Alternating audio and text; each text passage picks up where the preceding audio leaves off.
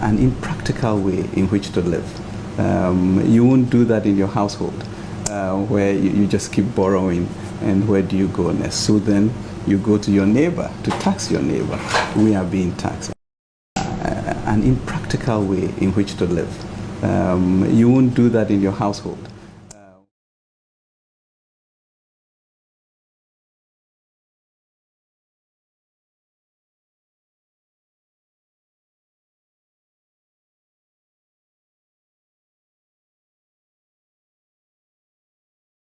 Budget panic!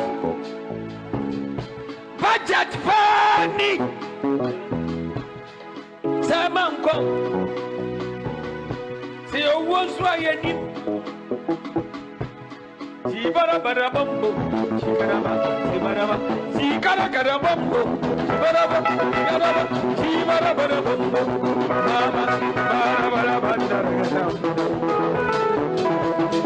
Ghana.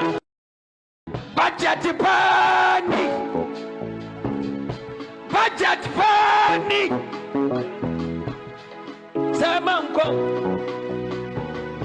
See you once why you need. Shibara bumbo, Shibarama, Shikara bumbo, Shibara bumbo,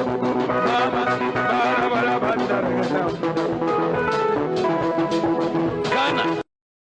Budget panic! Budget panic! Samanko! See you once why you need. Shibara bumbo, Shibarama, Shikara bumbo, Shibara bumbo,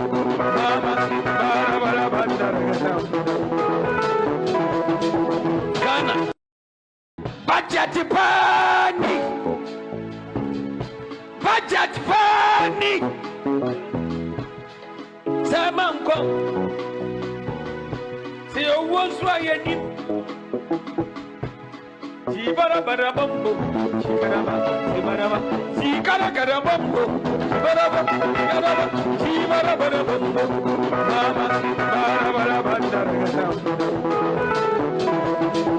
Ghana. Budget panic! Budget panic! Samanko! See you once why you need. Shibara bumbo, Shibarama, Shikara bumbo, Shibara bumbo,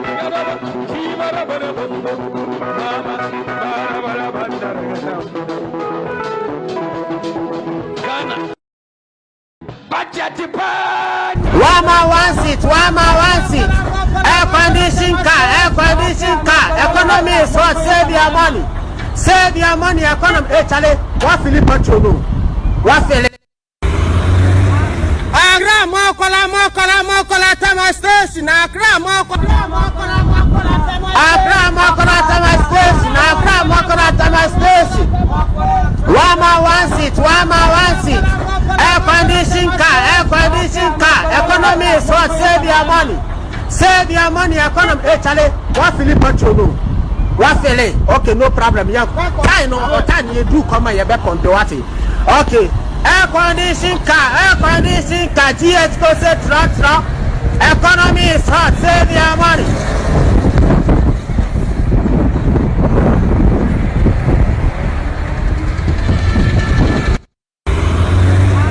Agra mokola tama station. Agra mokola tama station. Wama wants it. Air condition car. Economy is hot. Save your money. Economy. Hey, Charlie, what Philip Patrolo? What Philip? Okay, no problem. Yeah, time you do come and you back on the water.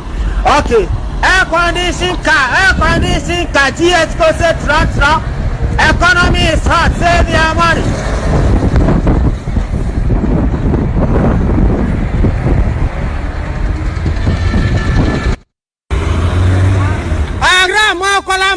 Mokola tama station. Agra mokola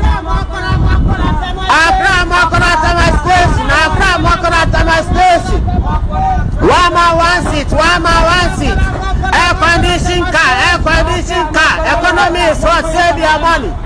Save your money, economy. Hey, Charlie, what Philip Patrol? What Philip? Okay, no problem. Yeah, I know what time you do come and you back on the water. Okay, air conditioning car, GH go say truck. Economy is hot. Save your money.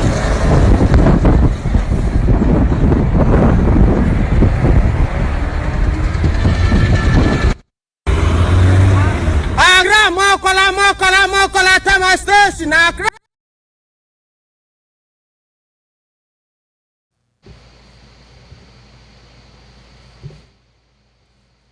All right, good evening again. My name is Machine Gun Preacher. Also again on the Coda location. On this program again, as we had it yesterday, I'll kindly ask you to share. Maybe I will be a share video way at Amawonia, and maybe why I was say you see dear, you call your name, enti ene you be see dear, ma yes solutions ni maybe a cost of mine mono. You perceive you who and the phobi or madjini a fat sa basic yamana yam penny forward Ghana no. I was a cap by this time communing, but Omu refuse to say, Ombeye at the panel, I'm a Ghana for a what all. And then I met you Mimblabo Manye, if I know yo, Minga Bojuba, Minaboshaka Hanim Bashia, Echo Machine Gun Preacher.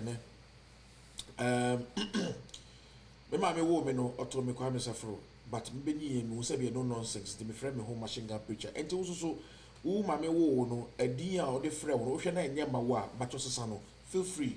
Na o show one dear fatao say ko be the fato na me dear Machine Gun Preacher and pen kwasiasem and I only say me kind of question so entino no kura fa na dwa ewo efi ha anwumre a ye beka ensem enhuye yi pa na mabegya fo so aye ready a chese omani abri say ompese obo kanokore se ne se ne se ne efata enti your main the main platform I streaming through Loud Silence TV.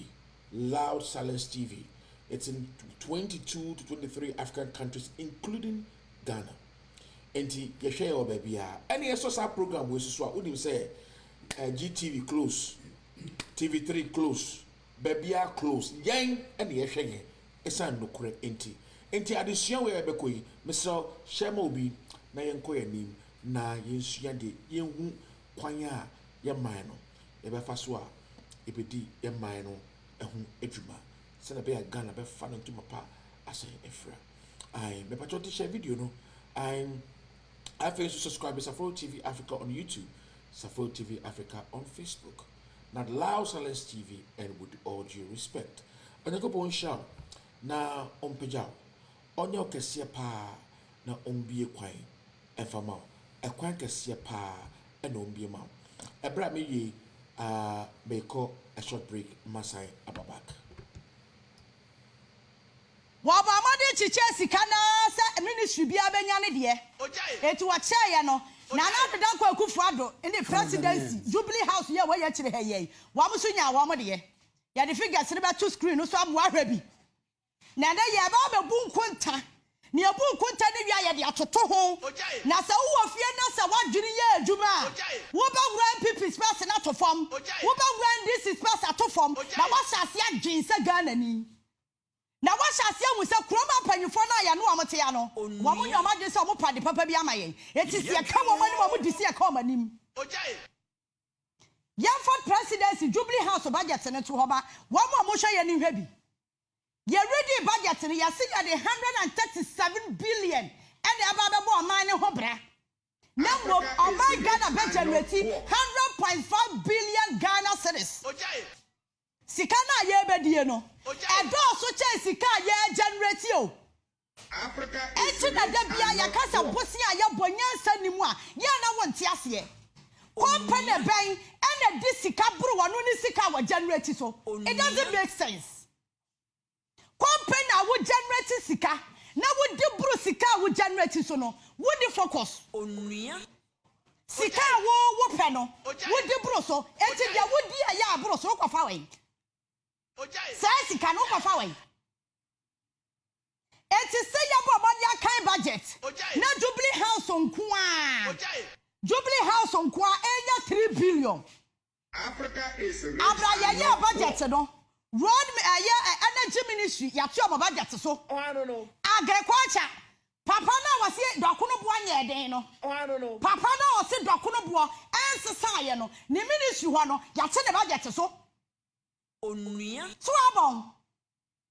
Ejima no timi nya sika na ye ma wa timi fa nya hwe enti ya te so. Onua. Ya te so ye de kwaba na nado. Eni asante bedi atu ani wo mo Jubilee House na di. Fellow Ghanaians. E komba di yan.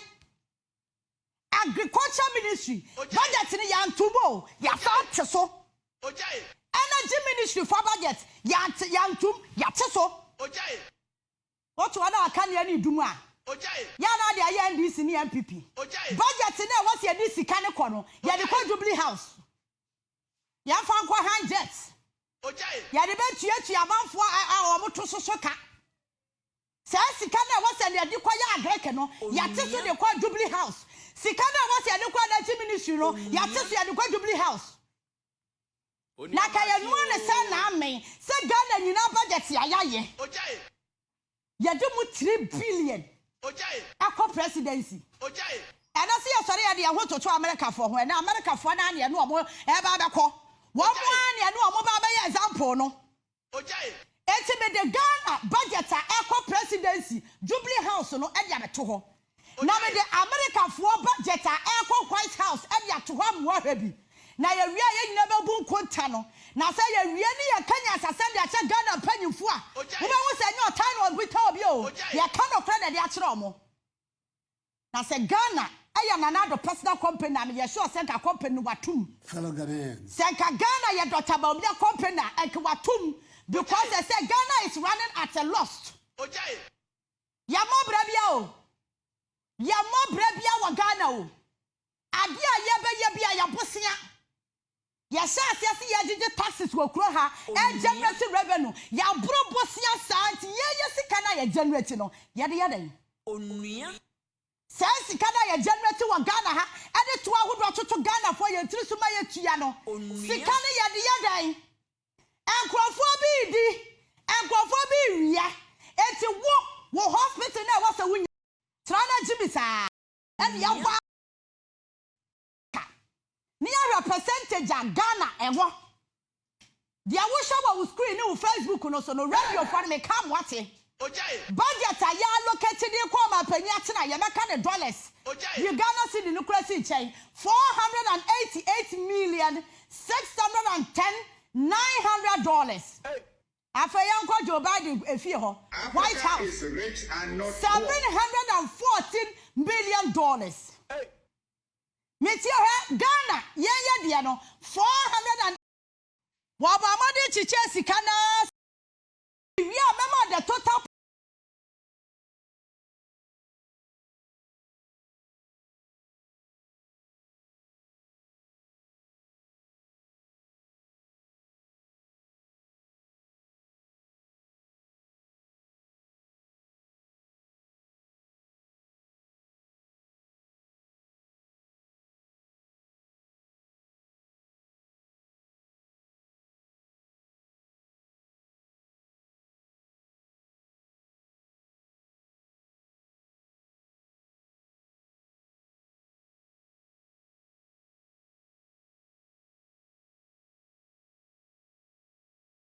Thank you very much. Thank you very much. Miriam, baby, I will be Madam Wasi. All right.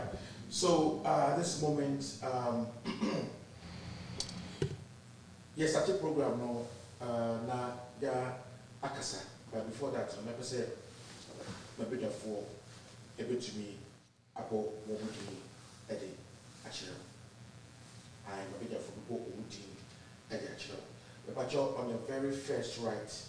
I'm a friend of Masato, a very intelligent man, but second one, Mr. Max, a councilman, or Delaware, or Delaware Hall, and Honorable Committee in the middle, and Mr. Steve, and so on the right. But like I said to you, I'll let them mention their name the way they want to mention it so that it will be more natural All right, so Honorable about your viewers now.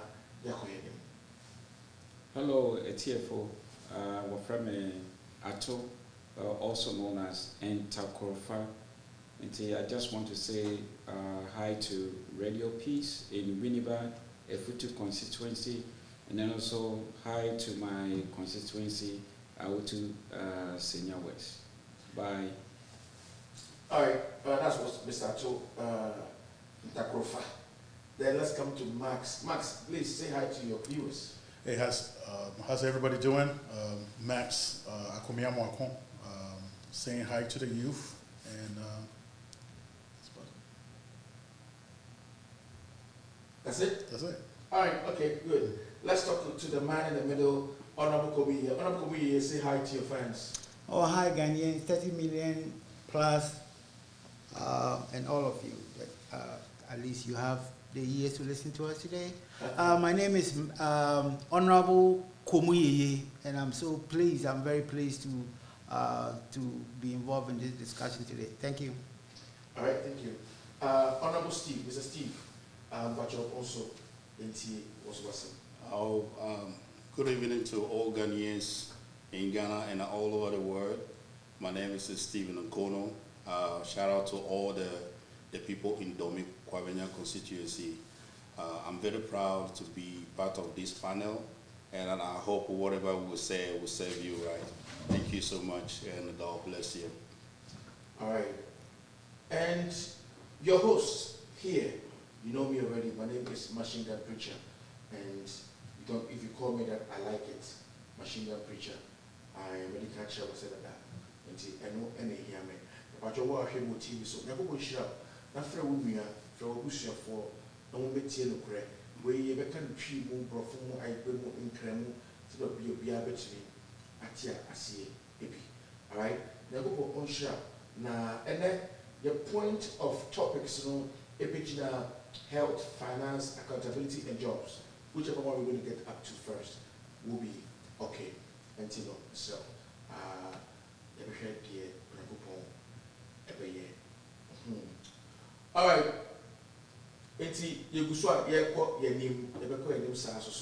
All right, so let me start from the very first, right? Honorable Ato Entakorfa. Honorable Ato Entakorfa. I prefer we start with the finance, right? Let's start with the finance. Sure. Finance will be good, okay. Because I heard you are good with the numbers. You and Councilman Max. Someone are good on the, okay, fine. So, Honorable, and you say, finances, now after you now Baba health, now ready, when I coupon, all right, and with our finances as Ghana, our finance as Ghana, I showed you, we are going to spend 137 billion in Ghana this 2022, 137 billion. And then they are going to be using 100 billion for whatever they want to do. So it means that we're already eating more than we have. It's like going over your expenditure. And I was thinking these people over there have traveled and been to school and they have all these degrees and these PhDs and all that, but yet still they are doing the very things that are prohibited, that a very normal person who doesn't know own an economic or a PhD in economics will actually do, and they're doing them. Now, actually, 3 billion is going to, how do you call it, Jubilee House, which is equivalent to $400 million plus, and a Greek that is supposed to be basically helping Ghana food and all that. Their budget has been cut to be added to Jubilee House. A lot of cuts have come into the system, and all this money is going to the Jubilee House. So, Honorable Ato, watching who and the same. Do what to me, actually, we always start free. In your hour, Mindawase, but basically, the figures that you are providing is evidence that government spending is really high. The other thing too is that since 1983 to this day, we are running an economy that is driven by foreign aid and then also relying on IMF and then World Bank programs. Inti Ebanisa, already we've caught ourselves in a hole. Inti every time we have to depend on loan to finance the economy. The other thing too is that when you go back to the basic, like internally, we are not able to even generate enough revenue, you see, to finance our budget. And this is here, when I'm not surprised about the figures that is being thrown out, because you need more money in order to solve problems. And this money that is being sought for, it's all dependent on loan. And right now it is so sad that I think even the cost of servicing the loan itself, it's even far exceeds even the revenue that the GRA is generating. So I think this would be my little intro, and then as we go on, I'll add I'll in. touch up on that. All right. all right, that's good. Honorable Max, I think you can come in. All right, how's everybody doing? I don't think I did a good introduction, but I to thank you, and Mr. Producer, thank you for having me here. I think where Ghana is really heading right now, I call it a financial crisis. Most people, I don't think most people realize the situation Ghana is in right now is very severe, and if not, in any given situation, say, personal finances, budget, it will fee. We know the money that we are getting every single month. We have our expenses, right? So if our expenses exceeds the money income that we are getting at that point, we are considered what? In deficit, right? So Ghana historically is going through a deficit every single year. And one of the most concerning issues with Ghana right now too is that within the budget itself, it has a portion, I think I was listening to you yesterday and you mentioned it. It has 50% of the budget dedicated to interest payments on loans. So loans no what's the result of the loan? So the principal payment is not being paid down. 50% of the loan is being used to pay interest. And now you have a situation whereby there's not enough money to take care of the youth. There's not enough money to take care of schools. There's not enough money to take care of social welfare. I'm big on social welfare.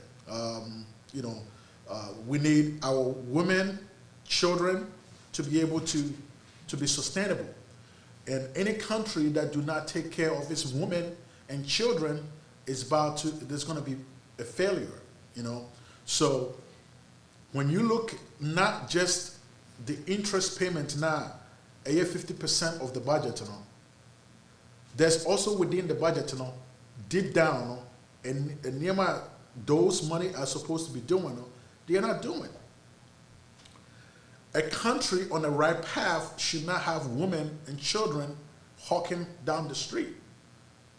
There needs to be a situation where women and children are taken care of. And right now, I'm going to speak right now. Any Ghanaian citizen in Ghana right now, you have a mother, a sister who's either selling ice water, hawking down the street, right? But you have ministers sitting in V8s, and those V8s are part of the national budget. which takes 50% of the national budget. If you have a situation where women and children are suffering in this country and you have ministers eating those money, me, I'm a Tiway, like I'll tell you straight up, I'm a councilman in the United States, but my town that I'm a councilman, I don't get paid. I don't get paid to do public servant work because I choose to help the human services and help the people that we deal with. You know, a lot of these people here sitting on this panel can do a lot of things for Ghana. But we have to realize the finance of the country, the problem comes from borrowing. Borrowing that does not benefit the average Ghanaian in the society whatsoever. So as long as you have women and children, and I'll end with this, and you know, I hope people do understand that a society that puts down on women and children, it's not going to be a sustainable society. So these budgets have to address the issue of women and children and how they can enter employment and instead of roaming about in the streets. All right. Honorable Kumie. Yes. Okay, so thank you for listening to me, for listening to us.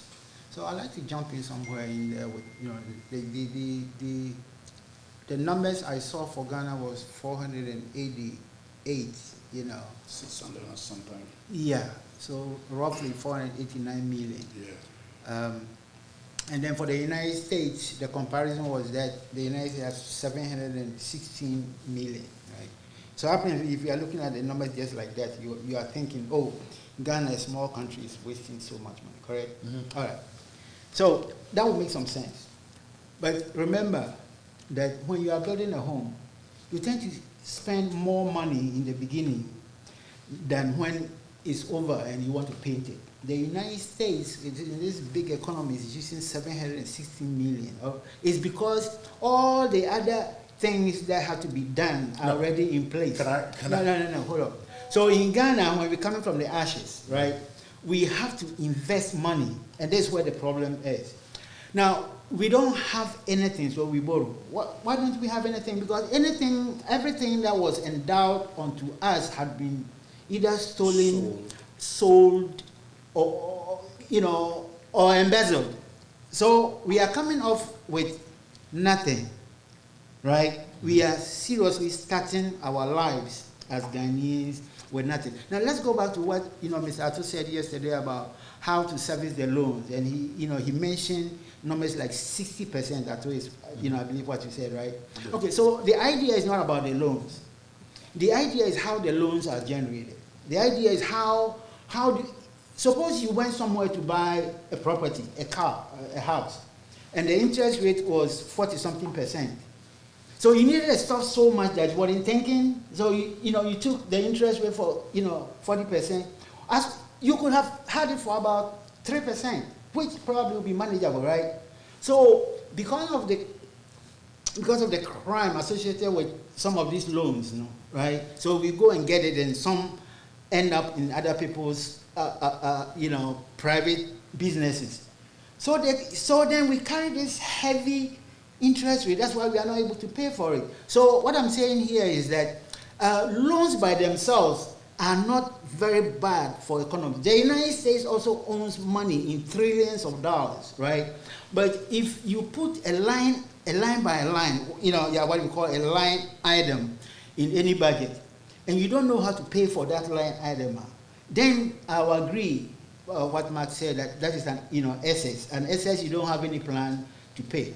I remember, not too long ago, when Jerry Rawlings' regime, I was a kid, but there was something, they were talking about how do we pay some of this debt that, former leadership had borrowed. So they came out with this program of action to mitigate the structural cost of adjustment. Mm-hmm. Now, in Ghana today, when we are starting from zero, how are we going to mitigate some of these costs How? Where are we going to find the money from? And I yield the remainder of my time. All right. Honorable Steve. And also. Yeah, thank you very much. I hope all Ghanaians all over the world are listening to us, and we're just trying to share some of our ideas we have with the rest of the world and Ghana, so that we come up with a better solution.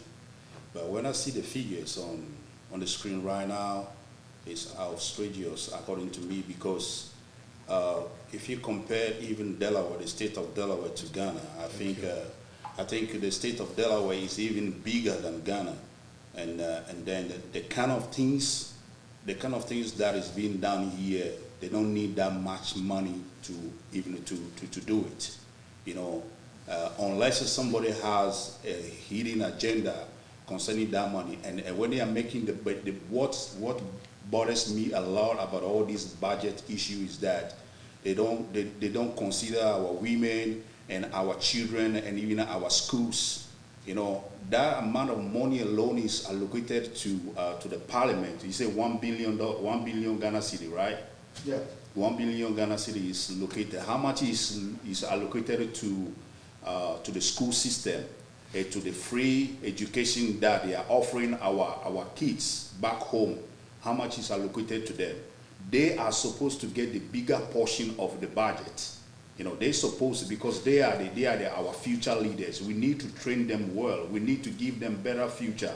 We need to give them good education, quality education, so that they will be the leaders of tomorrow, so that they won't continue in our path, like the way we are running the country now, going up and down, borrowing money.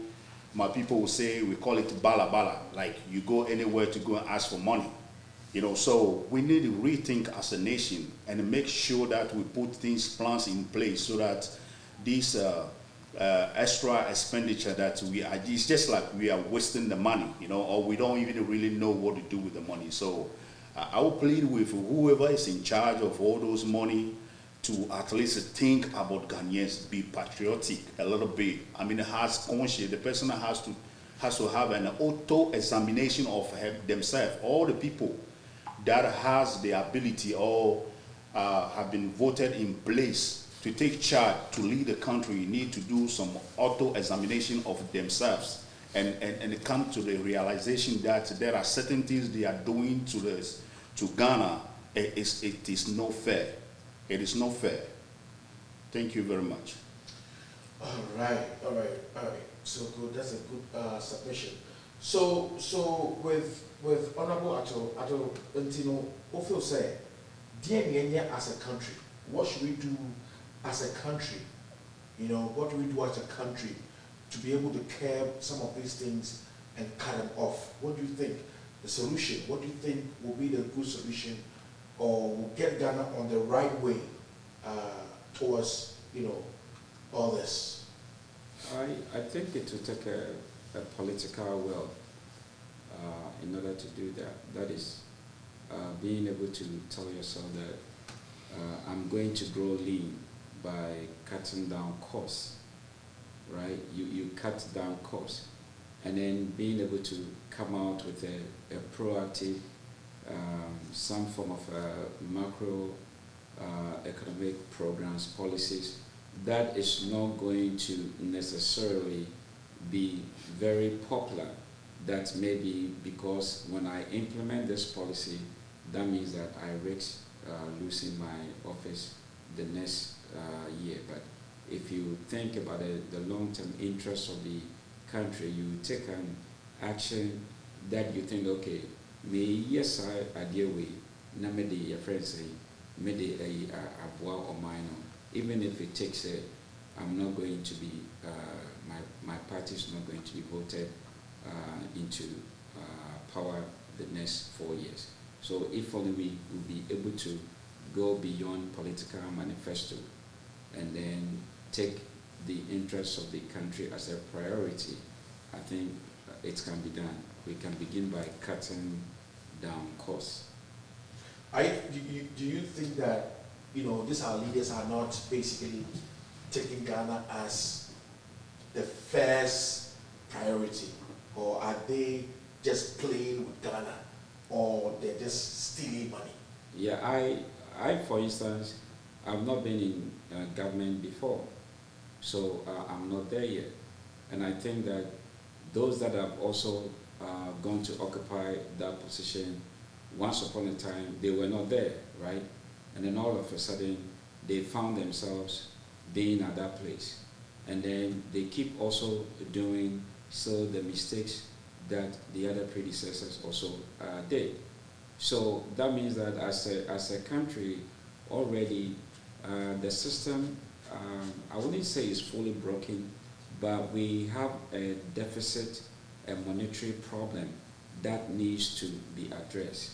So what you have to do is that you tell yourself that whatever that is, the deficit is, I'm not going to introduce programs that will add to the deficit, right? So that is on the part of the government.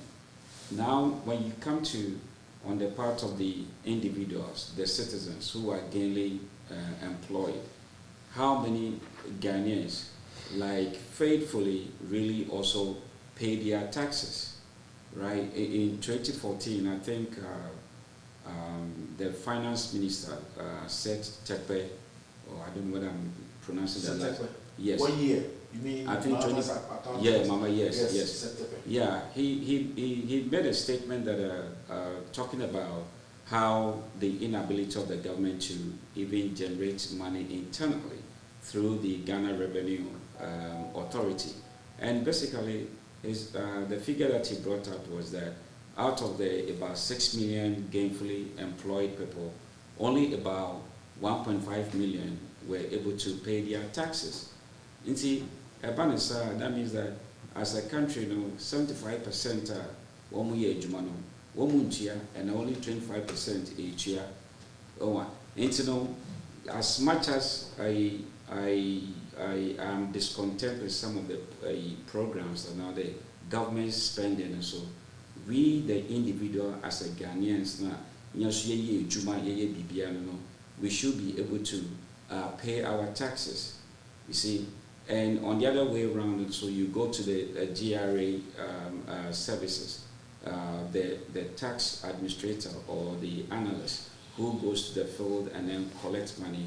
How is he also doing his due diligence to make sure that, okay, I will actually collect the tax, but you will not give me something, so then you pass by without collecting the taxes. It's a two-way street, but the most important aspect is that we need to cut down government spending. That one, or a very, very important. We need to cut down government spending, and that is the only way that we have to do. But actually, I'm not really jumping you, but cutting down government expenditure. What are your thoughts? What do you think they should cut down? They don't see it as very important. Because America, ministers they pay for it. Who say councilman can't say me? When you say councilmen are not getting paid, you have to do your job. Yeah. If you're already in the federal government, the federal government is paying you, they won't pay you extra money. And I think that position pays, I don't know whether it's 30,000 or something like that. I don't know. In Massachusetts, it's about 30,000. So it's not a lot of money. So if you're already a policeman, you're already and if the government is paying you directly, working for the government, you cannot get second pay. So let me jump into that. Okay. See, part of the problem, and you really brought it up very well. Part of the problem is that in Ghana, a politician is a job. Mm-hmm.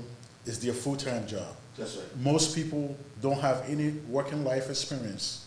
They have never created a job in their life. Say, what any 10, 15, 20 people job. They don't know how to create jobs. That's right.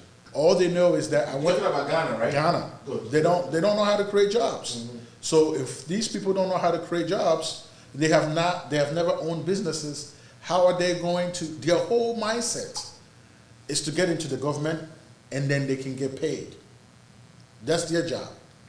Now, in the United States, you have people who are councilmen, who are senators, who, those people had careers before they came in. They had businesses, they are doctors, they are lawyers. They had businesses where they paid people. Politicians in America are not full-time politicians. They had jobs. They already made their money before they enter the world of politics. In Ghana, what's happening is that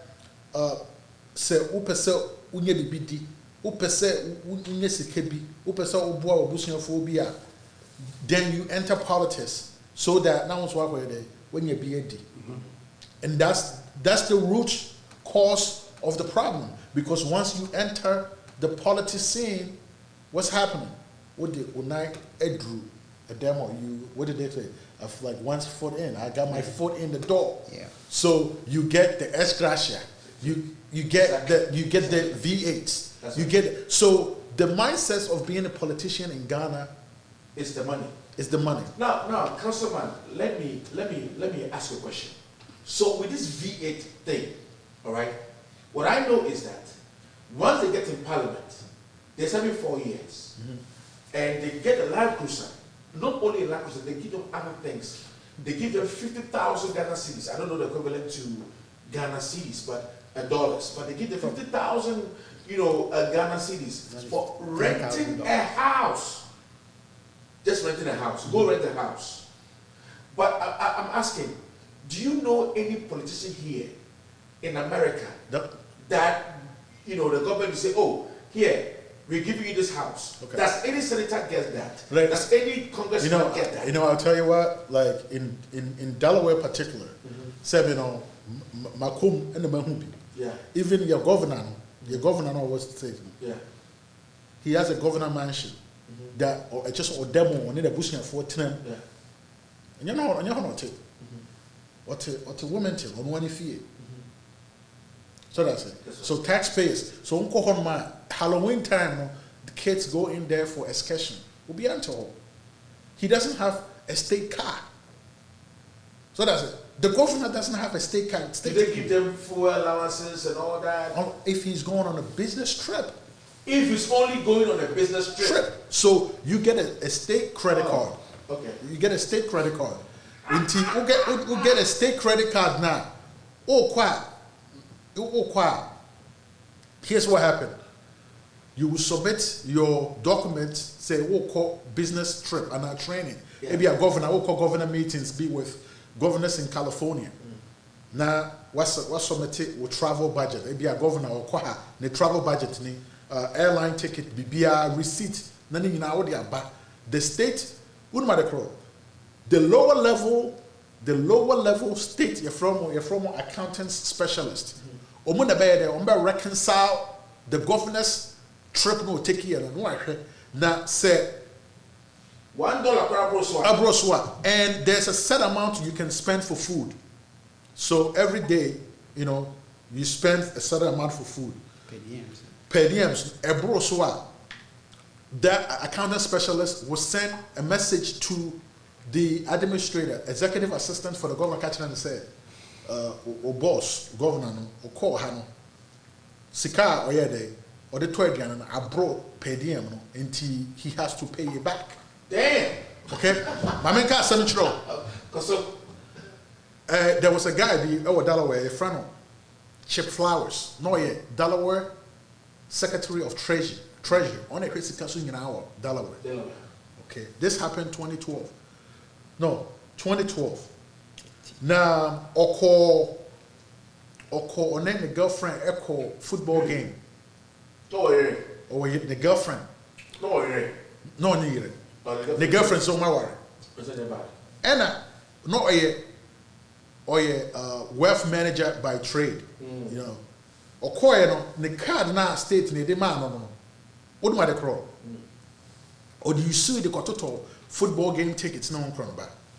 Or buy back no own tia no so own tia something or this into treno and a buy newspaper. Hold man no force no resign or go another state. Right now, as we speak, this state, the auditor of accounts of the state, at the end of the day, or the ejuma, ama niya ne back girl, send the back girl niya ejuma, right? So this is corruption. Or the ejuma man ne back girl, which is auditor of the state. Conflict of interest. Conflict of interest. And because conflict of interest will kind of pop. And also the contract. contract, still, or the contract, asama nadanfo. Now guess what?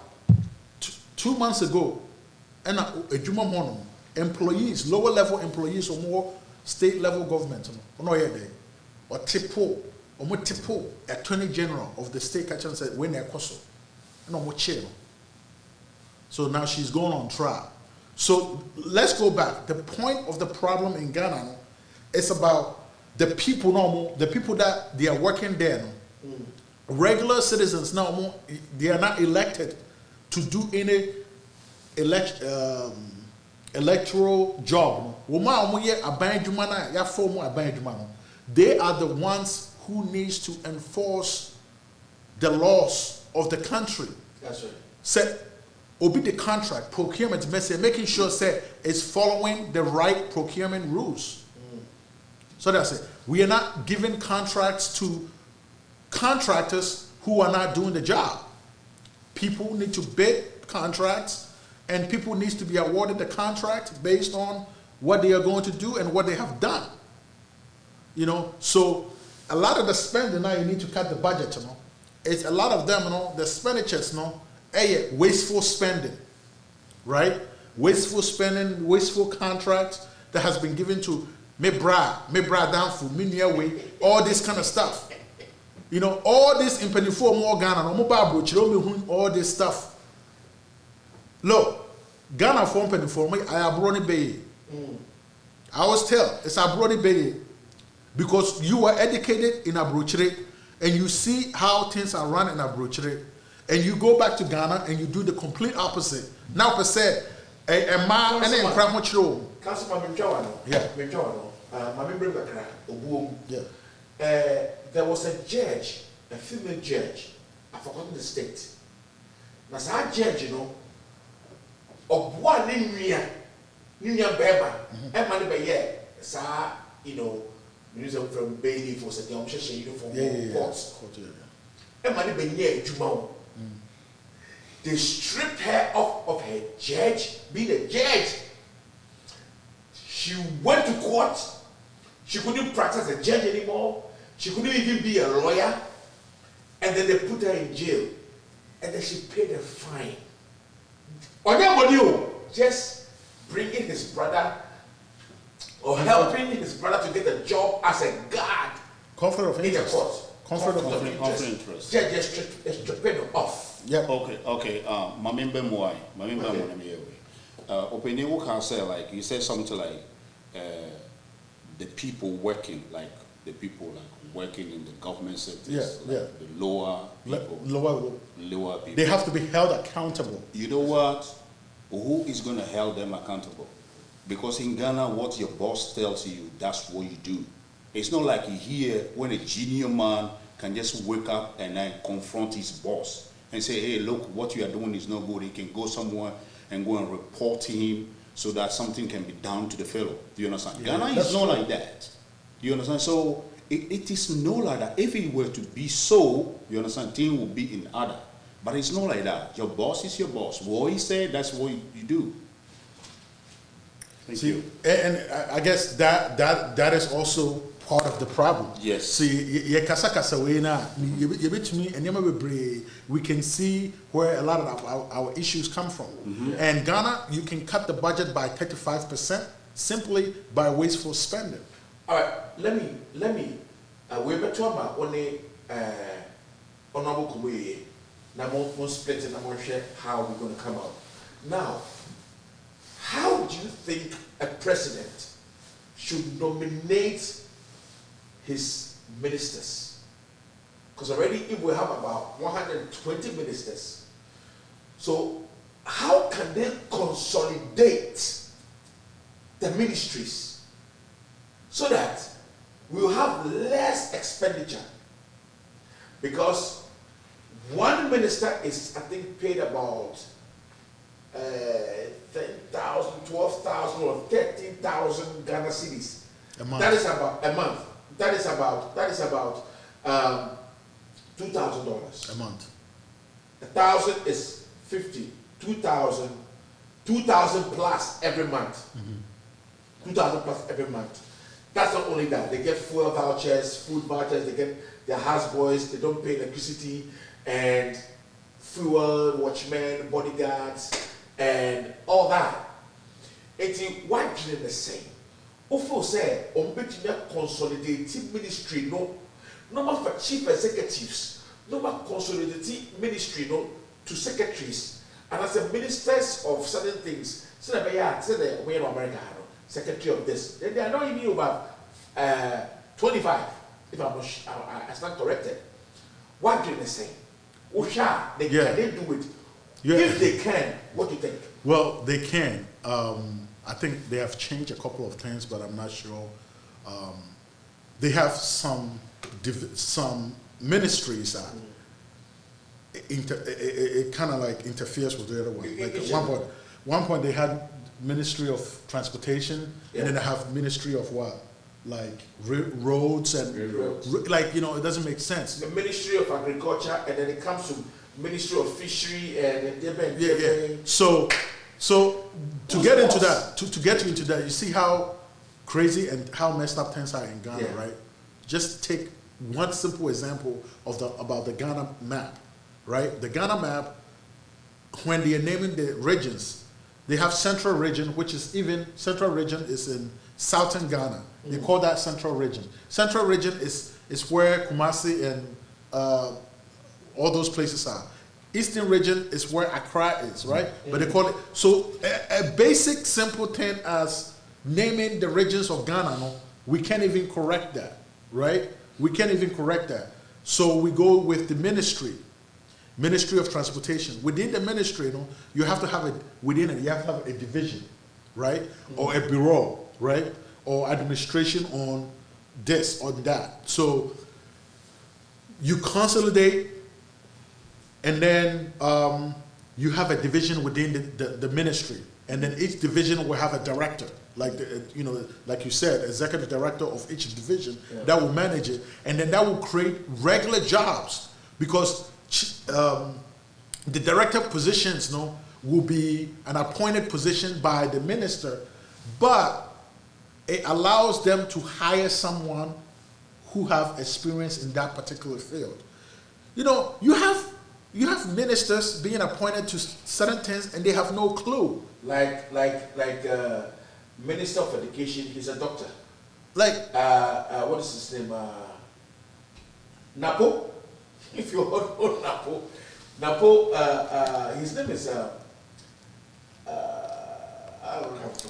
No, so the issue is everything has to be consolidated, right? And then everything has to be on the local level, you know. So I heard was mentioning about the local system and all that kind of stuff yesterday, which was great information he gave out, and I think that's what they need to do. They need to make everything localized. Each district needs to be appropriated X amount of money to be able to take care of his own. That's right. You know? And the monies, everything needs to be decentralized and on the local level, and then everybody. And then, you know, you got to stop appointing ministers of Ashanti region, ministers of that. Let the people in that region vote for those people. You have a local system, municipalities like, you know, AMA and KMA, which is useless. They don't do what it's intended to do, right? Because those people are not elected, right? Hold the local leaders accountable. Fasikanama local leaders, let them elect them. All right. So Udine said, Ahimfono, should they give back power to the chiefs? Well, see, that's the problem too. Our culture has crashed with the Western culture. and our culture is very sacred. You know, it's part of our culture. But I think what the chiefs and the elected leaders have to work together to serve the people. At the end of the day, it's a public servant. They are public servants. They are supposed to serve the people. We are not supposed to serve them. You know, if you are an elected official, you're Mijina Montana. I'm not supposed to salute you and bow you down. You are supposed to serve me. I'm the public servant. You are the public servant. You're supposed to serve me. You're supposed to help me fix my roads. You're supposed to do this. You are a public servant. No, sir. No. You can't bring that. That is Ghana.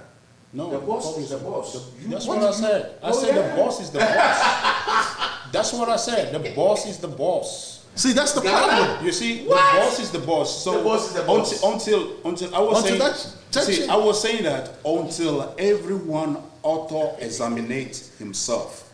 Do you understand me? Yeah. We all, from the leaders. Do you understand? But what I learned in all the years I've lived on this earth, you know, so like when you were a leader, you understand, you are supposed to reflect your followers. So anything your followers does, that's what you are doing. Do you understand me? Yeah.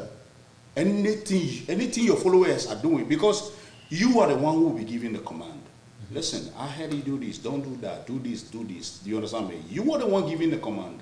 And then you got to make sure that the person you give the command behind you execute it very well to the letter end. Do you understand me? Yeah. You don't just give the command and just go away. You got to make sure that the person does what he's told to do. Do you understand? So that's the problem. The boss is the boss.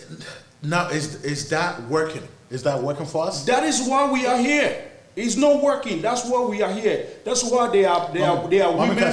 That's why they are women on the street selling ice water. That's why we are not able to provide schools for our future leaders. You understand me? That is the reason why our electricity is going doomso every day. We cannot have a stable electricity. We don't have potable water in all the regions of Accra, yes. even in the villages. Do you understand what I'm trying to say? Yeah. That is why we are here. The reason why we are here is that to sound this horn, this trumpet into the ears of all the Ghanaians that are listening to us, wherever they are, so that everybody will take conscience of himself. Everybody has to be conscious of himself. Do you understand me? So that we can start doing something. All right, so Honorable Committee, this is right in your face right now. This is right in your face. Why I'm saying this is because, you know, I said you were going to share this same topic. What do you think? What can I say? If you call for you, you pay for you, point on the first one, what will to me consolidating and Yama. Okay. When this is, you don't even know where to start from, but I think yesterday we touched on a few things here, and Honorable Max weren't here. However, the question is a legit one. Now, don't forget that in Ghana, the politics in Ghana, a true politics, right? So by the time it's all said and done, every tiny human Ghanaian feels that they have a right, or they should get to some position, right? So before Rollins Beba, now we had 9 regions. Things were going on just as they are going on right now. This is number 33 or something, right? I don't even know. 16. Oh, somehow I like the number 3. So everything be a number 3 account. So yeah. And still, but so the reason for dividing these things was not any form of economic theory applied to it in terms of efficiency. No.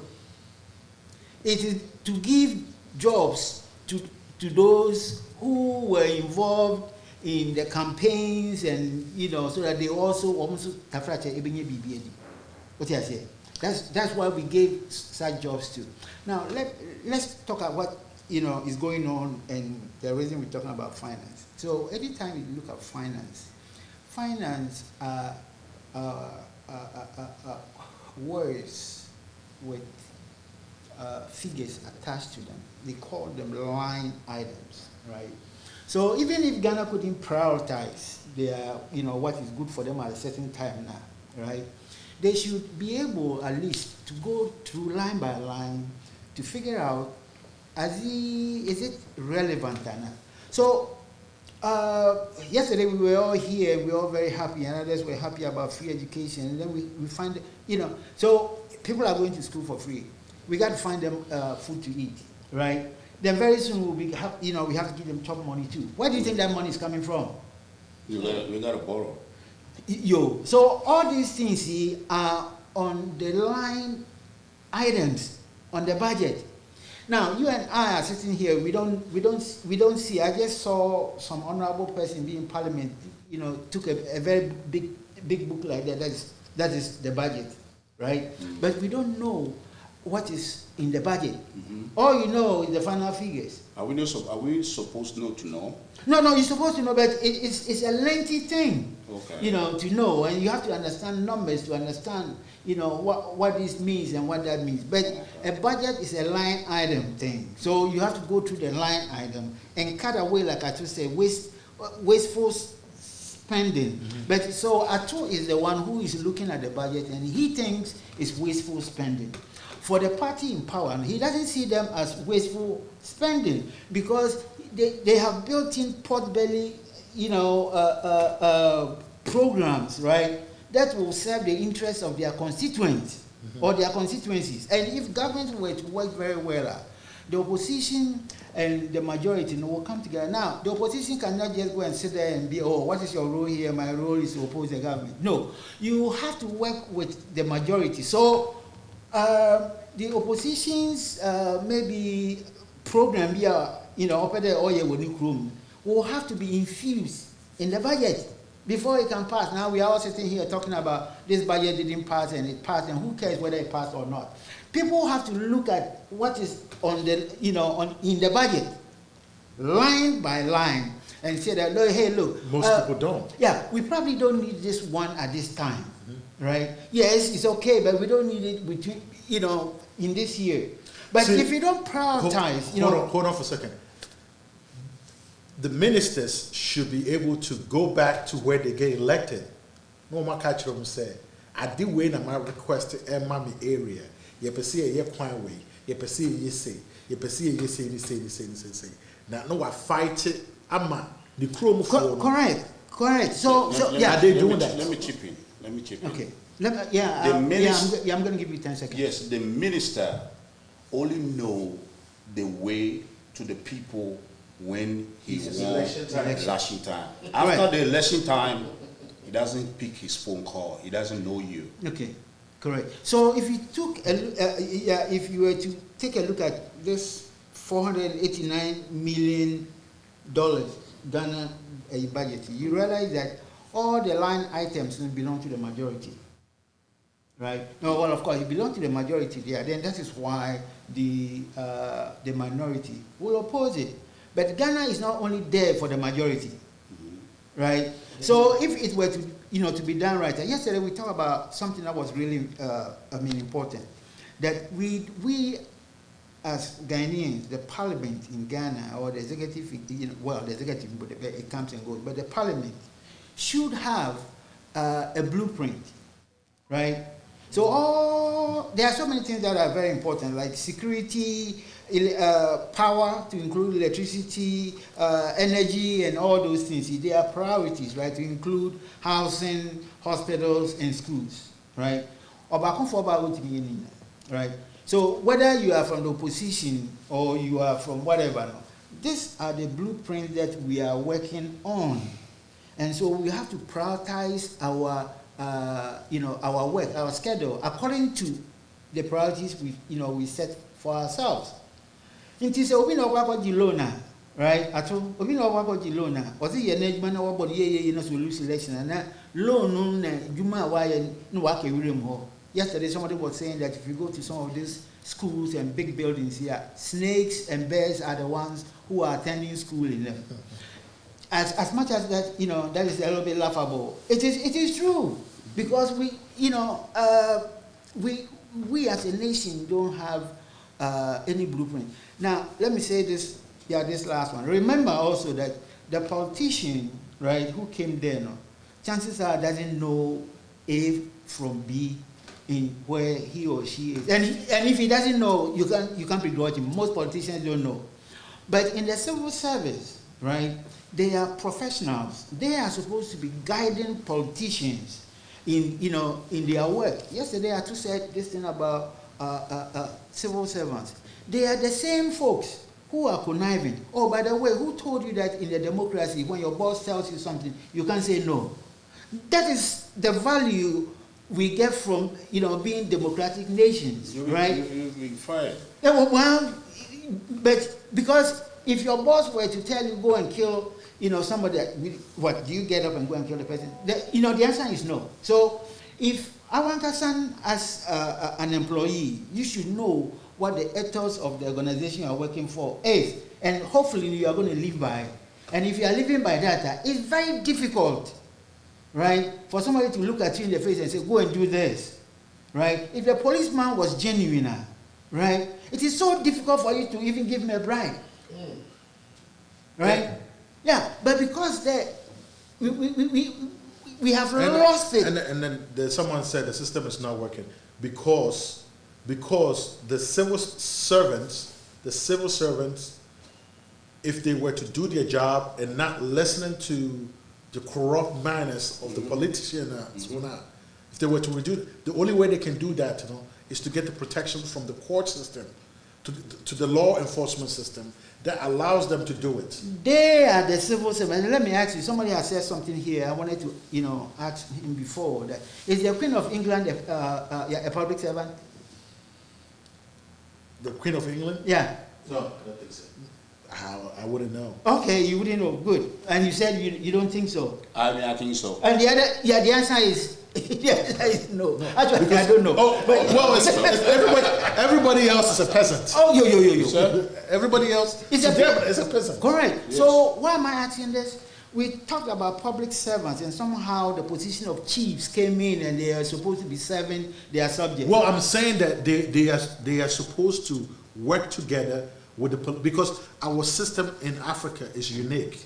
We have merged the Western culture, because before the Abrofone Baye, yen nana ahemfofo na edi asase no so mai, right? But Abrofone de omo culture ne Baye no, it has become a hybrid of our culture and the Western culture, and for that to work, the yen nana no ma omo ye graceful, they will have to collaborate with the politicians, and there has to be an accountability that works. And all these talks is all due in part of accountability. And where is that accountability is going to come from? Who is going to make sure that the check and balances put in place is going to work? So let me finish. We are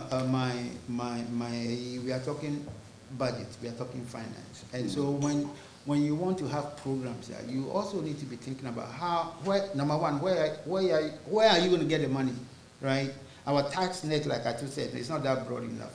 The whole Ghana, 30 million people, sitting there, only, way being 5 million people are paying taxes. How much is that, right? So, we need to find sources of revenue. Finding sources of revenue, nothing kakria or to petrol, to the point that we even, have to cancel our toll booth. So where are you going to get the rest of the money from? Number three, how are you going to pay for the programs? Well, can I interject for and so because you don't have any money, any revenue coming from somewhere, so you keep doing what? Borrowing.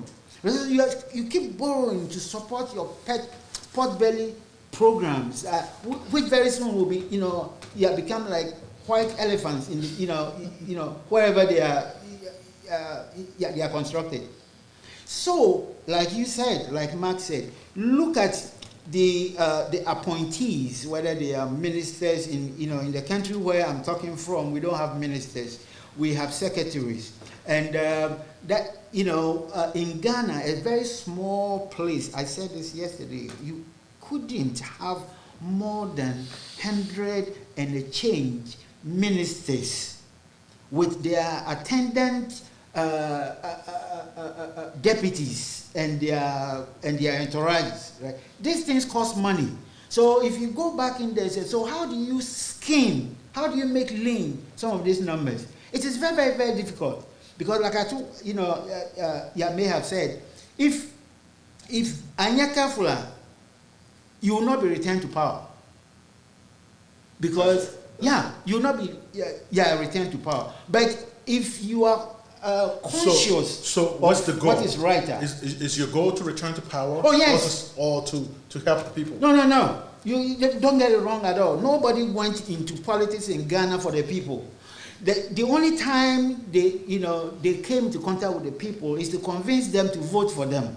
Now, when they come to power, it is not about the people anymore. Actually, if it was about the people, can you see? There will be, you see for yourself. Like they can even go back and thank them. Yeah. Say thank you. Correct. They don't go in there to for the people. They go in there for their own, whatever, right? So, my last thing I'm going to say on this is that maybe we are looking at the wrong places, right?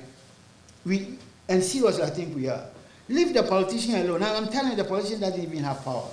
If the civil servants themselves, they know what you do, and they are following it, the policeman will not go and, collect any bribe somewhere. It is difficult for you to go and bribe a judge in the court, right? When you go to the civil service, you go to the ministry, it is the civil servant, the higher civil servant, like you said. Over here, the junior specialist, account specialist, he goes through the budget of the governor, right, to make sure that this is not allowed. No, we can't do this. No, this you can do otherwise without this. Blah. He cancels, and then he says, well, yes, you are going to get this. If you want to fly, we will fly you on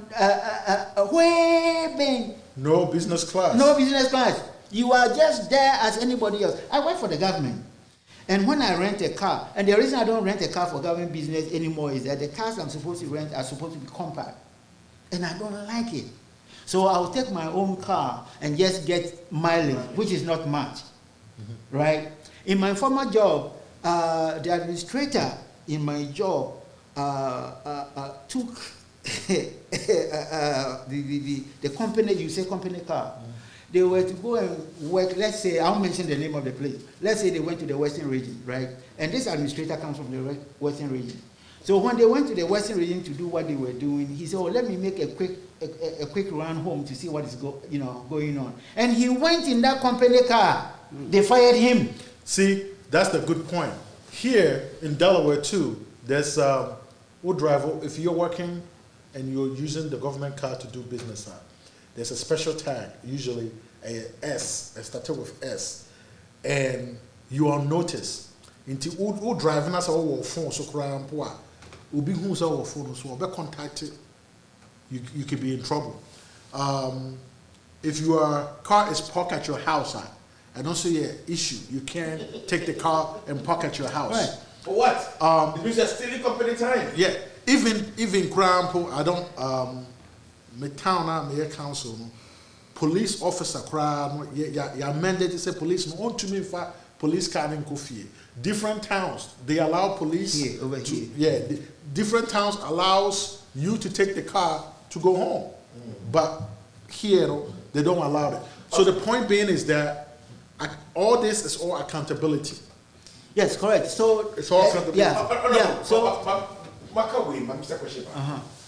Let me ask one very simple question that's very important. And anybody can answer this question. Anybody is allowed to answer this question. So, with the president, Akufo-Addo, renting a jet that hourly paid about £15,000 an hour. So from Ghana to France, from France to Italy. He did a round like that, or to US, okay? Putting his girlfriend in the private jet of the government-sponsored private jet. Put your girlfriend in there. Mr. And can there was said, wow, what you would that? Wow, wouldn't you have said that we are councilman? Oh, Chrome High. Mr. Did they big C? And there's two. This question has two parts. One is that in America, I say, you don't eat where you. You don't eat where you. So that's the problem with you don't where you eat. Yeah, exactly. You don't eat where you eat. So the president of Ghana is where he's eating. So that tells you where the mindset is at, right? The other part is that the flying. You see, I don't know I'm not really privy to the logistics of Ghana, like presidents and his travels. Correct. So that was what I was going to say. So I don't really know the whole logistics. But I don't think it's a big problem, because what's the alternative? The alternative is they buy a plane for the president, which I believe Ghana has one. They have one? We're talking about the Ghanaian, private jet. It's called the Fokker 28. No, Fokker 28. So the president. Fokker 28 is not a private jet. Oh, but it's not a Fokker 28. Okay. The president, like the president of Ghana, has his own plane. Fokker 28, yes. And it doesn't fly to do the things, but they rather have to get. So let's talk about that later, right? Because it's a whole complex, No. I want to touch on that. You know why? I'm saying, I want to explain to you, Ghana has a Fokker 28. Ghana has a presidential jet. It wasn't a Fokker 28, but a Akufo-Addo term, it turned into a Fokker 28, okay? Because he's using it for all other things. Okay. So he will leave that plane, rent a plane that will cost £15,000 an hour, right? Meanwhile, Kufuor bought that plane, he used it. Atta Mills used it. Mahama used it. Only this president says that it is too short. When he sits down, his leg and whatever excuse he gives. So he rents a plane. He doesn't account to the people how much it costs, why. So he's not a prudent president. You can call it that way. I think if there's a worst, how do you call it, name for that, I will use a worst one, because prudent is more of a respectful. Because anyway, let me know. Like we said yesterday, we came here to bury Caesar, not to praise him. So the evil that men do will live after them. So let it be with Akufo-Addo. We are coming to talk about finance and the things that will help our country. Unfortunately, paying £16,000 or dollars an hour is also part of finance. Of course. But because of the executive privilege, I would prefer that we don't point fingers at leaders. Let's make it a general conversation that it's much better, much more respectful, because I'm feeling a buffoo attack the old and when people begin to get angry, then they kind of it's like everything is loose. But let me say this. No, it's a process. Oh, okay. Right? Yeah. So I'm thinking that if Nana Akufo-Addo, president of the of Ghana, wanted to go somewhere or gallivanting somewhere in Europe or in the Americas with whosoever he chooses to be there. So because he's president, he could take leave and then probably pay that for himself. Exactly. Right? Because if the line items, you see, maybe most Ghanaians don't understand line budgets, being line items. And if they don't, because over the years they've been bored. I remember Kwesibo people come and read budget. Over 4 o'clock, no started. Over 6, no way. Right? way back then, and I'm sure Akwisimoto is still somewhere around, somewhere in this world, right? So most people don't understand the budget. And so if the budget is not built on priorities for the country, don't forget, Ghana is Ghana. United States is not Ghana. And Ghana is not anywhere part of the United States, right? And yesterday I said, remember, the United States have been here 235 years. 44 years now, as of today. 244? Yes. As of, and then, Anope? Yeah. Yo. 244 years. Yeah. Correct. So you think that somebody who had the experience, the infrastructure, the whatever, for 244 years have gone through a series of experiences to get to where they are, you are comparable to him. Now, if you want to learn something, go to them, and they will teach you the road. But you don't want to learn, and you simply just want to be at par with them. The thing is, my senior man, the thing is that what's going on? America, it took 244 years for them to be here. And this is one of the things where people say, I am hey, so we have to wait 244 years? No way. So what I'm saying is that there's a blueprint of where Americans started. Correct. What are we supposed to do? Okay, so Americans, they went through the try and error and all that they made a mistake. Singapore and then Malaysia, China, they all went through the same thing. Korea. So the blueprint is there. Correct, thank you. And the blueprint is... Yeah, if you don't mind. Right? Today we hear about China and it's sitting on the necks of so many, right? China didn't have to go back and do all the hard work of research and development. All you have copy to do and paste. is copy and paste and do it better. Yeah. Right? So yes, Ghana can learn from what has already been done. You don't have to reinvent the wheel. That is the reason why yesterday you were saying that Ghanaians do copy and paste, and I said no.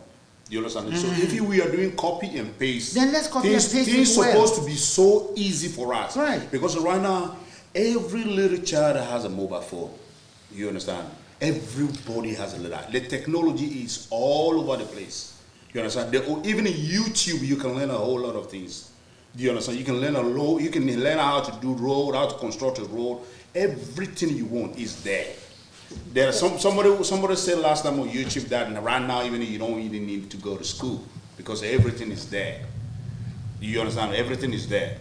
So if they really want to help, that means, in my own opinion, if they really want to help, they really want to construct the country, they will.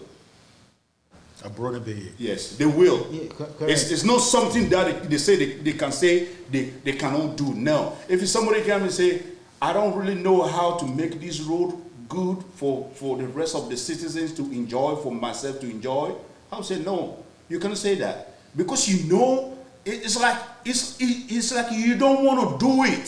So yeah, I agree. Seriously, I agree. But the point I was making is that Ghana is different from the United States, and by extension, any other country.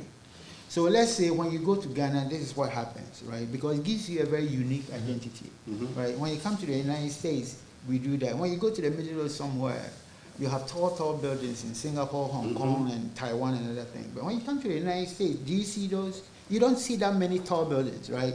This is the United States. When you go to Europe, their roads and the side of the roads are so beautiful. You could even, get down and plug an apple, on the side of the road. When you come to the United States, we don't have that. It doesn't mean that the United States is not, they are underdeveloped, right? So in a country like Ghana, we have our cultural systems that sometimes, cut into things. Right? Land is owned by individuals, by chiefs and stuff. So if government want land there, they have to go grease the palms of people. Rwanda used to be like that. When Paul Kagame, came in and have nationalized all lands to the state, that is why today we are able to talk about, go to Rwanda and see. Unfortunately, in our Ghanaian place, we are all what is it? Royals, right? Honorable community. Yes, we are all. So do you? Yeah, think, we are all think royals. that- So before some of these things could change, I mean, can be changed. Somehow, the position of the traditional authority in relation to land use and other things should be taken a second look at. And how would that be? It will require not only Ministry of counseling. Lands. No, the Ministry of Lands doesn't own land. It doesn't own lands. No. Who own the lands? No, the lands are owned By by chiefs. traditional people. Okay, then who does the indicture and the land document? Just because you do something doesn't mean it's yours. They still have to. I'm not saying it is yours, Yeah, but the appropriate thing is supposed to be done. No, the Ministry of Land and whatever the indentures are, they are installed, is to maintain some legality, and so that there's no chaos in acquisition of of land and of land use, right? All right, Yeah. so can I jump in for a minute? Yes. Somebody just sent me a message, and I'm going to read it to you. Max, Councilman, the guy in the red really knows the law. The idea and how to go about getting the Ghana on the right track. Ghana and NDC fresh minds like him. Thank you. I'm not an NDC or MPP. Should that name the difference between them? It's sad. There's a lot of brain drain in Ghana, right? You call Ghana. When we go to Ghana, we just want to help, but we are not given the opportunities to help. So we are spectators. And we see, you fly to Ghana, the first thing you see at the runabout area, you start seeing Mami 4 and Kra, and it starts sinking in. As you drive, you start seeing it. And any culture that you have a situation where women and children are suffering like that, I'm sorry to say, there's no progress until we start seeing women and children being better off in the country. Then there's progress. Human capital is what we need. We need our women to be educated. We need our women to be able to go for job interviews without having someone in the office saying, "Me no better than some the jumana ma." Sorry, I say. We need our women to be able to get a job on their own. The level of playing field, there's too many inequalities between men and women in Ghana.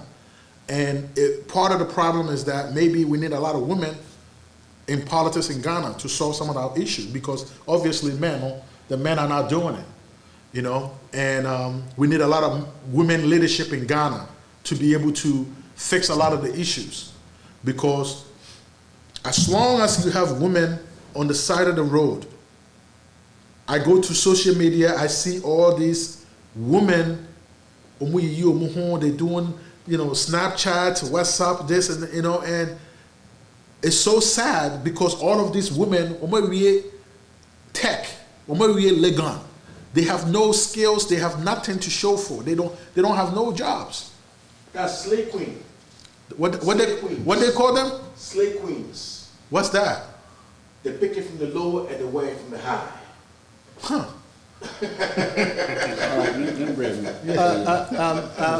I think let's not lose focus on what we are. Of what we are talking about, finance. Yeah. Okay, so yes. So I think earlier on we were talking about, I brought the idea about the cutting down costs. Of course, yes.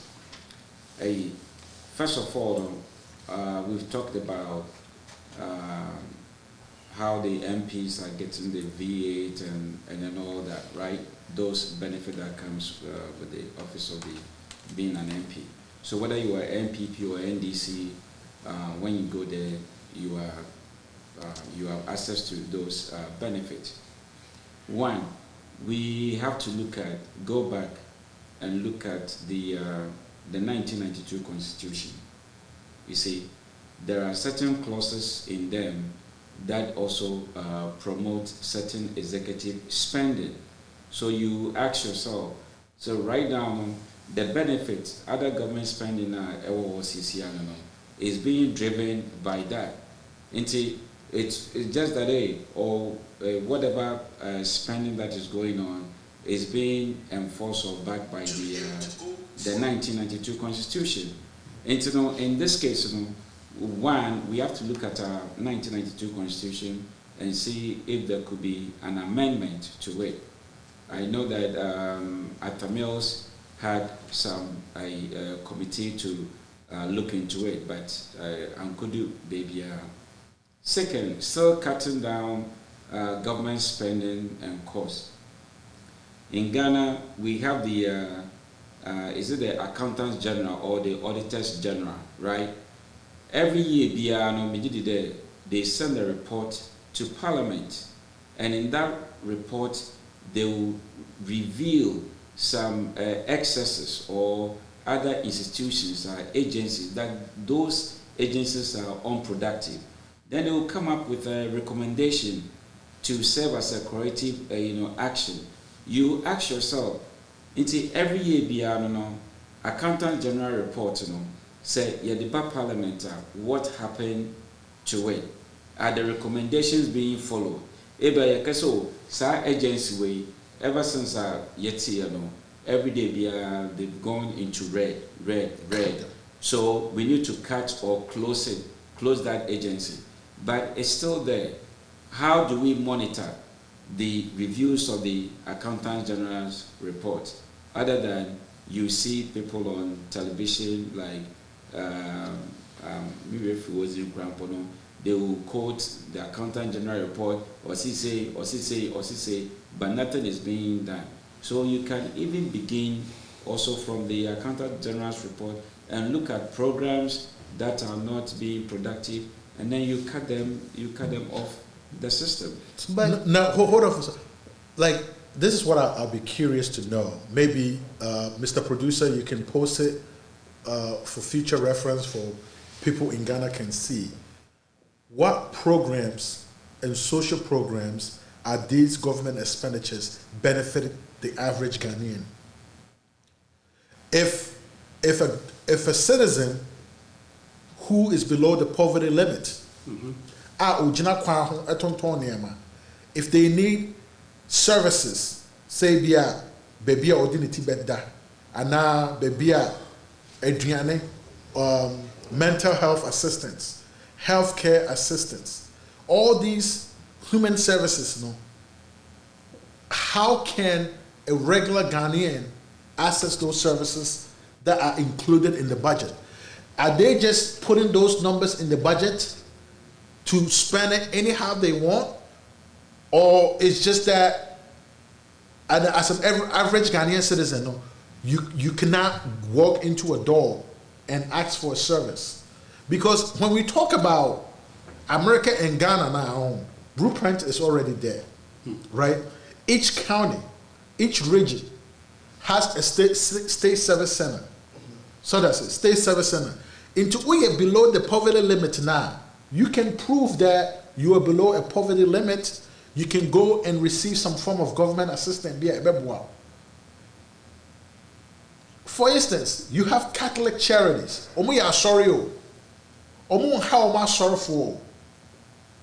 They go to the government and get assistance, and people who are below the poverty limit, they get the government assistance, and then they will use that money to help them pay for their electric bills. So that's it. What kind of human services are we providing to the women and children walking down the streets? Can I come in? Yes, so we may be able to do some of these things you just said in the developed world, for which United States, Canada, and other places are. In Ghana, I'm pretty sure if you brought this up in Ghana, it won't be long before you realize that you can't sustain it. Because we are a nation of 30 million people. I can guarantee you 27 plus million are under the poverty line. So how can you sustain people opening this door all the time coming for services. Well, it will be so difficult. well, Even you have to start. You have to start from somewhere. Okay, so just start from somewhere. Let's start from somewhere.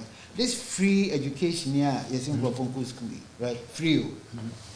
But there are funds that are allocated either to the education ministry or to whatever to manage these things.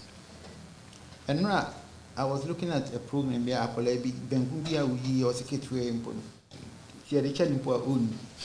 implying that number one, nutritious enough for them, right? School fees,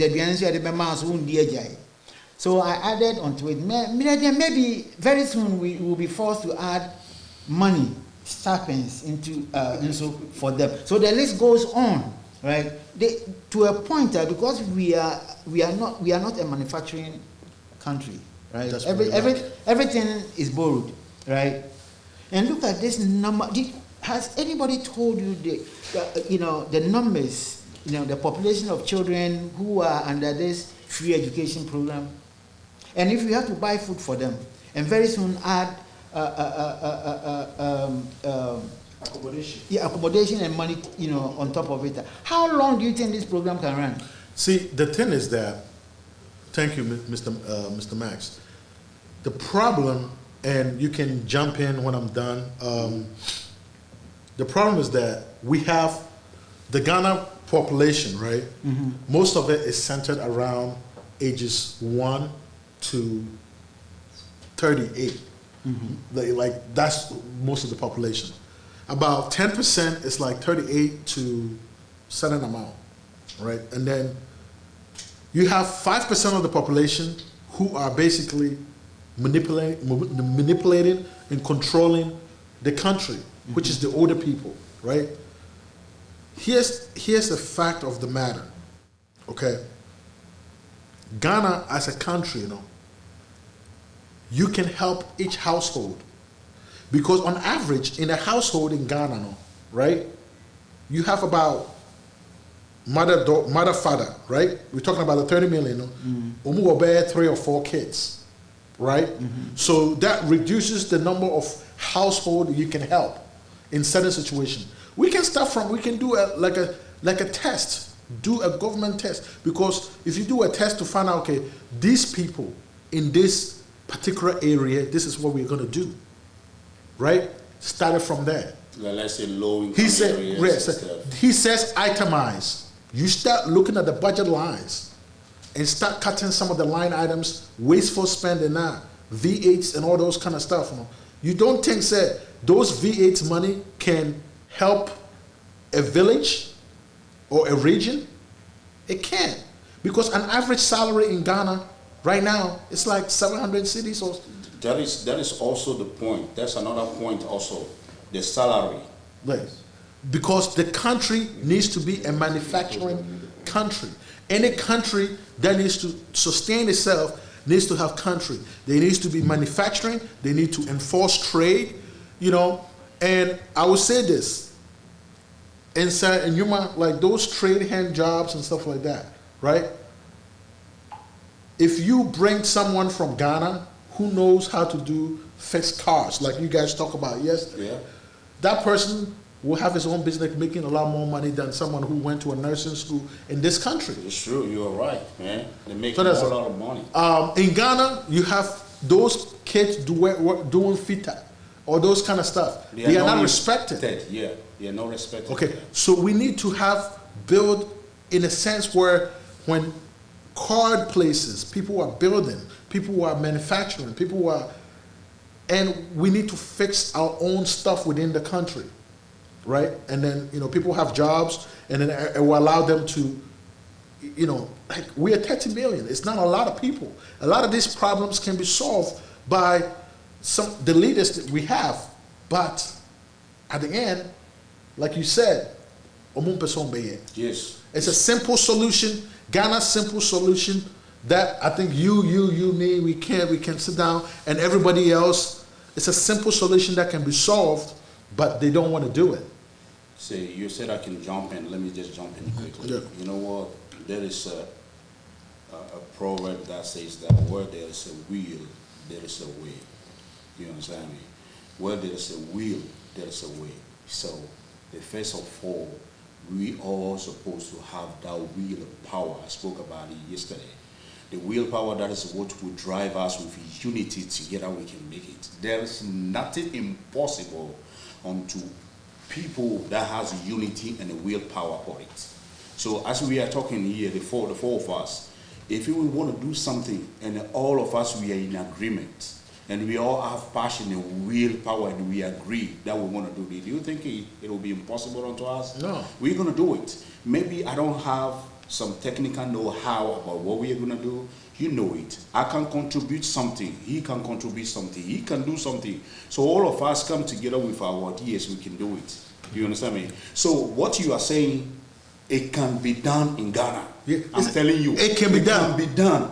What you are saying that instead of us going out there and borrowing money, we should rather go there and borrow the blueprints of things that they have done already. It's on the internet. Borrow that. It's on the internet. Oh, I'm just saying. Yeah. Do you understand? Instead of us going to borrow money, we should rather go and borrow the blueprints. But then we can implement it. So the copy and paste, it's what everybody is doing now. But like, I think one thing though is that, could this be true about Ghana? Could it be true, said, there are people in the system who will rather have the system be as is right now, so they can step on people? Don't you get it? We started this conversation by saying that in the politics of Ghana, it's not about fixing a country. It's about fixing individuals and their families. So until we cross that line, or until others begin to think, oh wow, there's some conscience that suddenly dawned on people, right? Then maybe we can start talking about getting well. But the only time you see somebody in politics around your house is one or two. Either the politician was was a young man, maybe all by baby be that's about the first time you see him. The other time you see him is when his time is up, and he's right. These are the two times that you see him.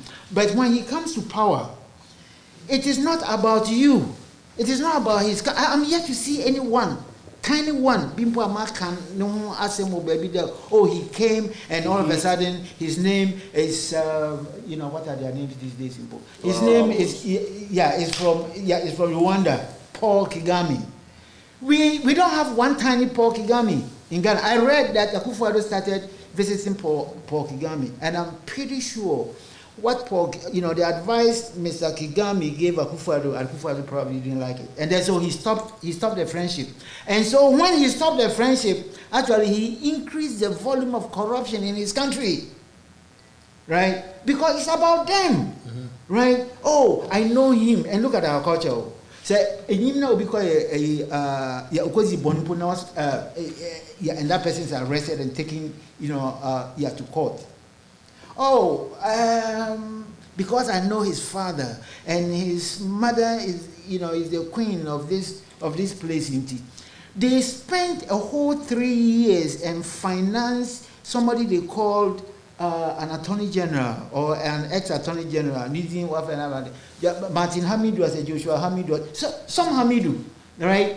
And for the 3 years and the office and the money they gave him, he couldn't try one tiny person. And I'm telling you, if you wanted to do a case study in this world about where corruption abound, take Delta Airlines. Actually, look, although basically whole street, just in Accra, there are so many of them, so many of us there that you can't tell me you couldn't find any corrupt person to prosecute for the 3 years. See, not that you couldn't find. They didn't find.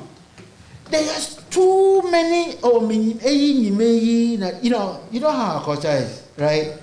Yeah, our culture is that it's so difficult to you can't trespass and you can't transgress, right? But you need all these things, right, to bring people to toe, to toe a certain line. Yeah. So it's so difficult. No, our culture is funny because like me Ghana was it May, June, yeah, I'm called Ghana. And guy be Ojon Sogu, I will be down. To me, like, man, I was pissed. I was like, hey man, stop peeing on the wall. See, the attitude in our culture, I'll catch them saying Nadana Yawodia. Is that your house? So that attitude needs to change. When someone is trying to citizen accountability, you need to realize, say, okay, well, my bone, my ABB, emphata, Yarana assassinate, you know what I'm saying? Like, okay, someone has opened my eyes. Let me stop doing what I'm doing. If you are in the government, make sure that you are not part of the corruption. You know what I'm saying? Like, I know Ghana is hard. But if the behaviors of the people in the civil society and then the people in government and the people attitude is still the same, nothing will ever change. Mr. Mas, you know what? That P issue and this is not the issue now. The issue here is how to take care of the people in the country. Yeah, but like, before even we get to that level, if you start taking care of the people, then we can also take care of that. But let me ask you, how do you think how do you think the people can be taken care of? The people, how they can be taken care of? Yeah. That's what we are talking about. How? I mean, you see, yesterday I said that taking care of the country Ghana or our country Ghana in a way that we think is acceptable, right? It's like going to a room that is so packed with things. You want to fix it, but you don't know even where to start from. Right? It's so choked that you got everything affects everything. Okay. You draw this thing and this line is going to go this way, then this one will touch this way. So it's so difficult. Okay. Mr. President. Can you put the water down, please, for me? No, down. Mr. President. It looks like we are doing adverts for some people. Okay. Okay, yeah. Mr. President. I'm coming. One question, right? So I'm throwing this in there, and then we go to accountability. So I'm asking you, there's a lady recently that went to Ghana. I just saw her in the program. Her name is Ivy Abuaji. I know you heard about that lady. The COVID issue. Yeah. And she's in the program right now, okay? And you see, my problem here is that she went to Ghana. She did a COVID test and everything. She went to Ghana. When she got to Ghana, once she showed American passport, they told her that your COVID is positive. So you have to go to a hotel. Negative or positive? Positive. She asked, I know that I'm not positive, I'm negative, something is wrong. And basically, most of the people that were put there are people who have foreign passports. You go to a hotel to spend like 3 days. I think it's $100 a night or something, right? So this lady got angry and said, no, I'm not going to do that. I'm not going to do that. This don't make no sense. So the video went viral. Everybody heard about the video. Now, so this will happen. The leadership, Dr. Goboy, and some police officers stood on this lady for speaking the truth to reverse what she said about the COVID nonsense going on in Ghana. And they forced this lady to reverse the statement saying that they are doing business with this COVID issue. They are doing that. It is not right and all that. I'm telling you, ministers, police people, big people harassed that lady to come back to the life and tell the whole world it is not true, that she was sorry and all that. And she did. No, she had people stand on her neck. She did? Yes. What was she going to do? They said, if you say it, we'll let you go. If you don't say it, you're going to stay here. So I'm asking you, with this issue, with leaders like this. This is what you call a tyrant, right? A government. It's a soft tyranny, right? Soft tyranny. So do we have freedom or justice, or do we have liberty and tyranny, right? So in Ghana, we have liberty and tyranny. You can do whatever that you want to do, right? But just until you get into trouble. My friend said it. But with this lady, sister, what do you, Kafra? Ivy, Kafra. We have talked this privately, that doing this COVID thing, I am not even sure that even once COVID is gone, Ghana is going to stop doing the COVID test. That's my opinion. This is, to me, it will be a new stream of income for the airport. We don't care if there's an income for the airport. Yeah. The health minister even came up and told Ghanaians in parliament, where is that $150 going? The health minister said he does not know. They called finance minister. He also said he does not know. They called a few people. They don't know who, where, the company, who is taking $150. They can know, because when you go to Atlantic, whatever bank that we pay to, they know where the money goes. So I'll tell you one thing though. I will tell you one thing though. I think one thing Ghana has been able to do, and we have to give them credit for it, is that during this COVID situation, right? I think, in my opinion, everything leading to COVID, they acted responsibly, even more than America. I'm going to be honest. And going through Ghana, I've been to Ghana during COVID, and the process, some of it was tedious, but it makes me feel comfortable that I am going to be on a plane with people who are negative. And they did everything. They want people to come back home. Yes. But my point is correct. My point here is that other countries were charging $50, Yeah. $20, And it's funny Some because of them free of charge. It's funny, like here in the US, when I was going to Ghana, I did my COVID test at the State Service Center. It was free. It was free, yeah. It was free. I did it for free. But then I paid $150 for Ghana. And then when I got there, my heart was jumping. I'm like, yo, these people better not say I'm positive, because there was some part of me that felt that they could hold me up, and and it's sad, and you have to prepare for that, because So you can't really. Yeah. So you feared that somebody was going to forcefully, hold you up. Why?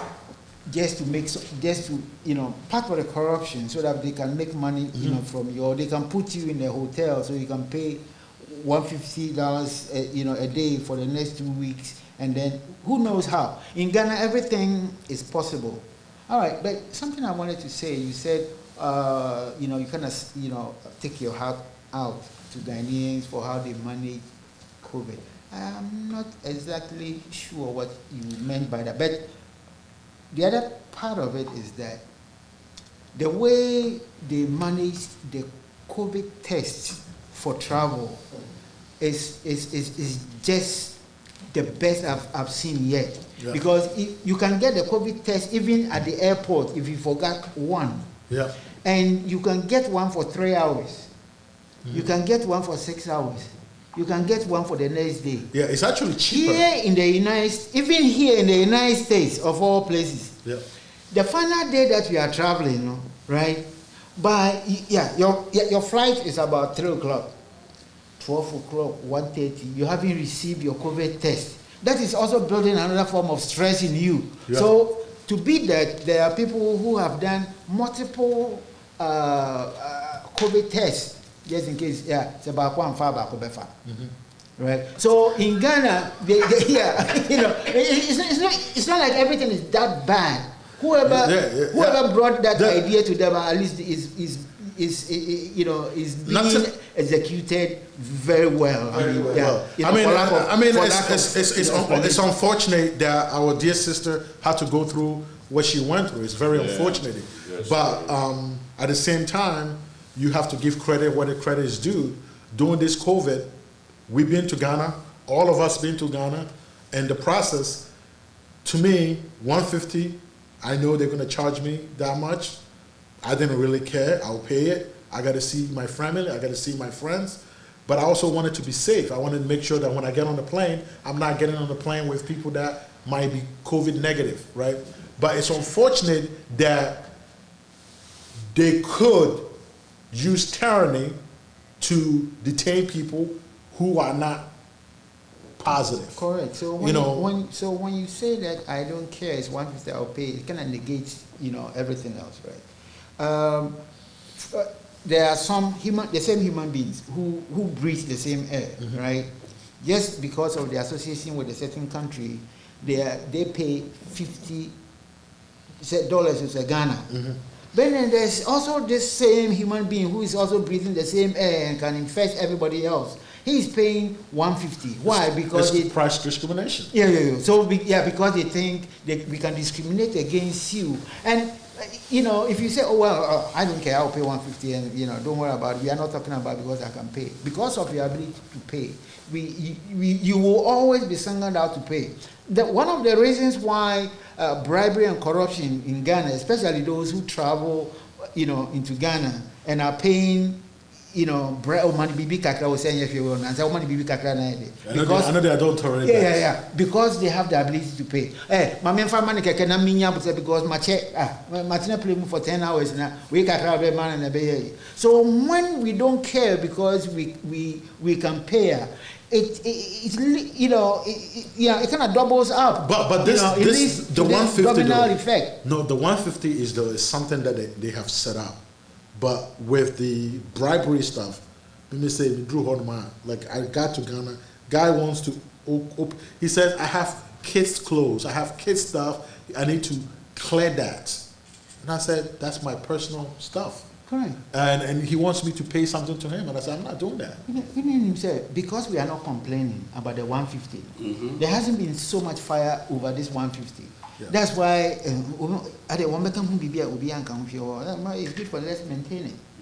If people have stood up against the 150, the chances are it will not be 150. It could be 140. But his question, his question was the lady that was falsely, I'm not privy to that information, whether she had negative or positive. I don't know the information, but the situation is very sad that that happened to her. Correct. And nobody should go through a traumatic experience. Correct. when you have a negative test from another country less than 48 hours and then get to another country.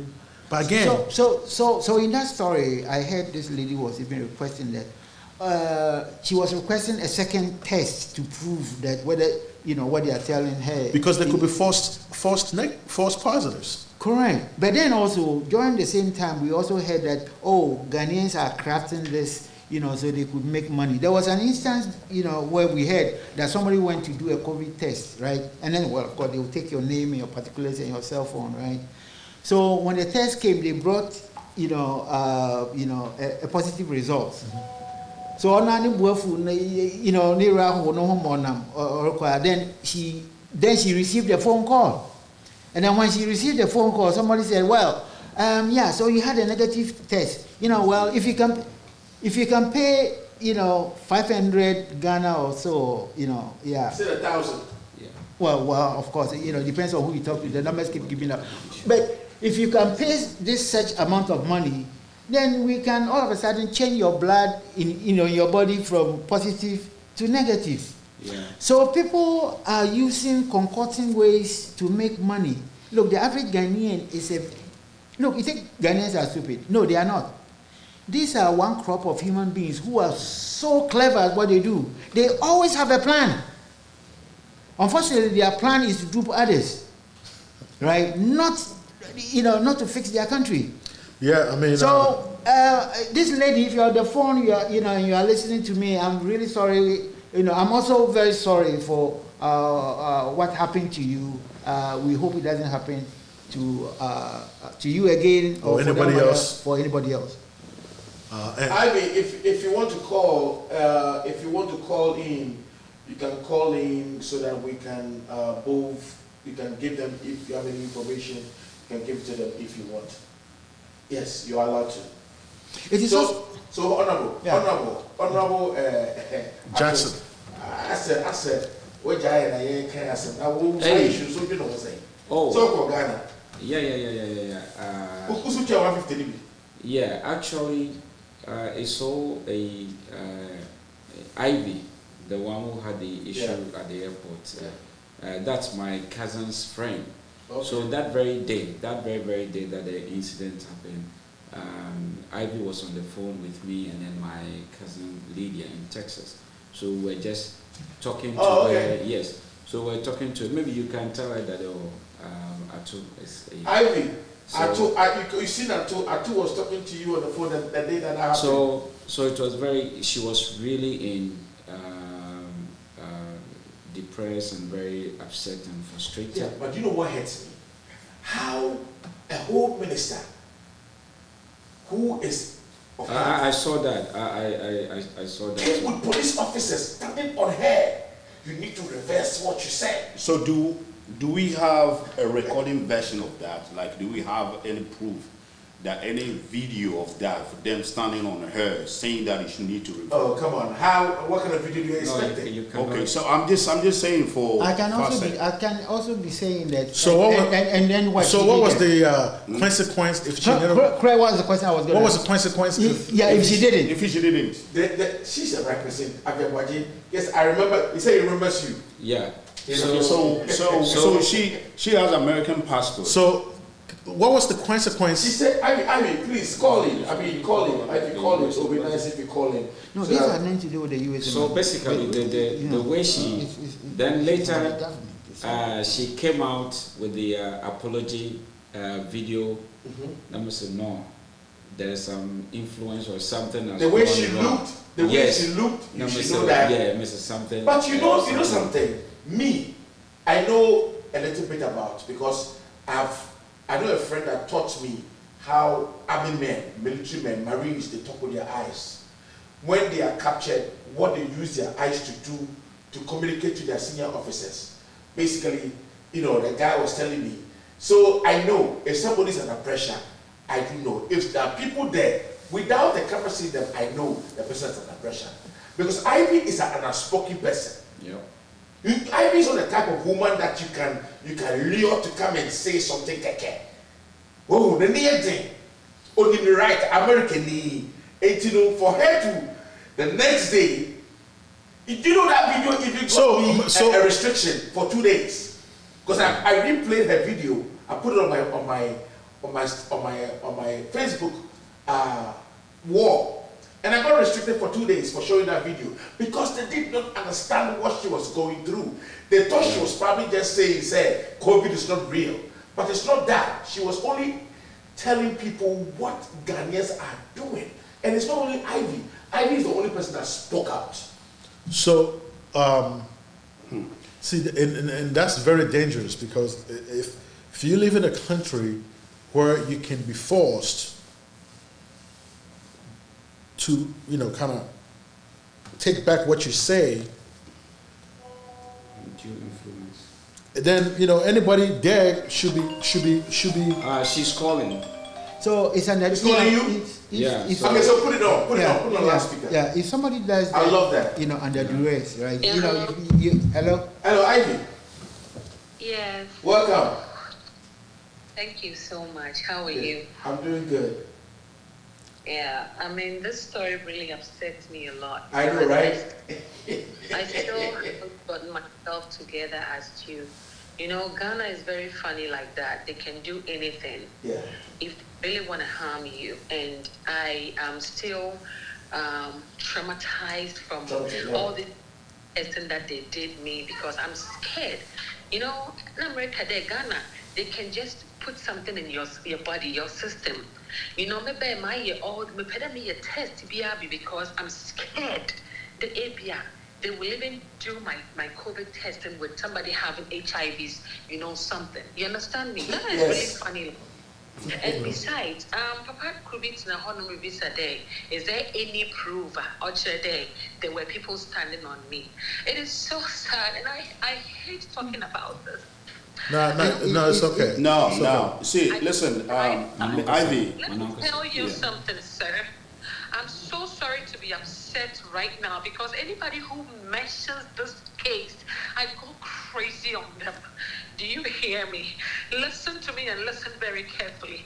If you have policemen and military men, bodyguards standing on you to come with an apology, to apologize to the whole Ghana, to the president and the wife, you would do everything to save your life. I came on live that very day. I came on live that very day. Now, where you test no fear hope you now was me a positive now. Even the guys now where you test, one of them took my American line and texted me and said, Ivy, I cannot take your Ghana line because your line has been tapped. Instead of give me your American line, for that one they cannot tap it. I gave the line to the guy and he told me my hands are tied. Ivy, listen, let me tell you something. For you to take care of yourself in that house, you have no COVID. So please be very careful, sir.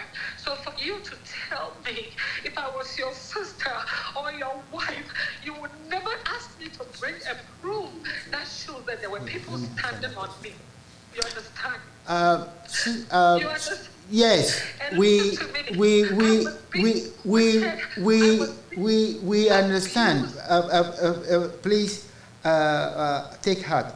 Now, the reason the gentleman was asking if there is any evidence, any video. He doesn't know the story. Yeah, it's not just because he doesn't know the story, but these videos tell a story. So you can use the video as evidence of something that happened to you. So you can take your matter not just from how it happened. But I was even going to ask you, so how are you pursuing justice for this thing that happened to you? So to pursue it further, no, that's why the gentleman was asking, is there any video that actually documents that this thing that happened to you? Yeah. I'm talking to players and I'm seeking advice from a lot of people, and also I have to gather so many information, and I have one of my phones in Ghana has some of the information on it. So I'm looking for somebody who I can trust to bring me the phone over here. I couldn't bring the phone with me because I didn't know what would have happened to me at the airport. You understand me? And even at the airport, if I wasn't that smart enough, I was going to be held over there. Okay, coming back. Well, yes. See, Sister Ivy, take heart. Take heart, and this is what we called a tyranny, right? So a government that tries to intimidate its people so that they can be afraid of them. Just take heart. I am Ato's friend, and we will talk on some other level. If you need any assistance as far as we can talk offline and make sure that you're well protected if you decide to go to Ghana and all that kind of stuff. Yeah. So, Ivy, can I ask a question? Yes, please. These bodyguards and all these people, were they on their guns? Did they have their guns? They had everything. Their guns, their whatever. Anything that makes the person look like he's in the military. Over one girl, over one lady, one lady. This thing she's talking about, right? This thing she's talking about, like, it brings back a memory of, I was in an Uber in Ghana, and I told you the story, and I was sitting in the Uber with a friend. The police pulled us over. They put a gun in front of us, told us to get out to inspect the vehicle. And that's what they do in Ghana. The police, if they want something, they'll pull their rifle on you. This is a passenger in an Uber vehicle. Why do you need to pull a gun on them like that? So, like, I do understand what she's talking about because I have experienced, the police kind of encounter in Ghana in the past. But, just take hearts and, this is something that we have to, yeah.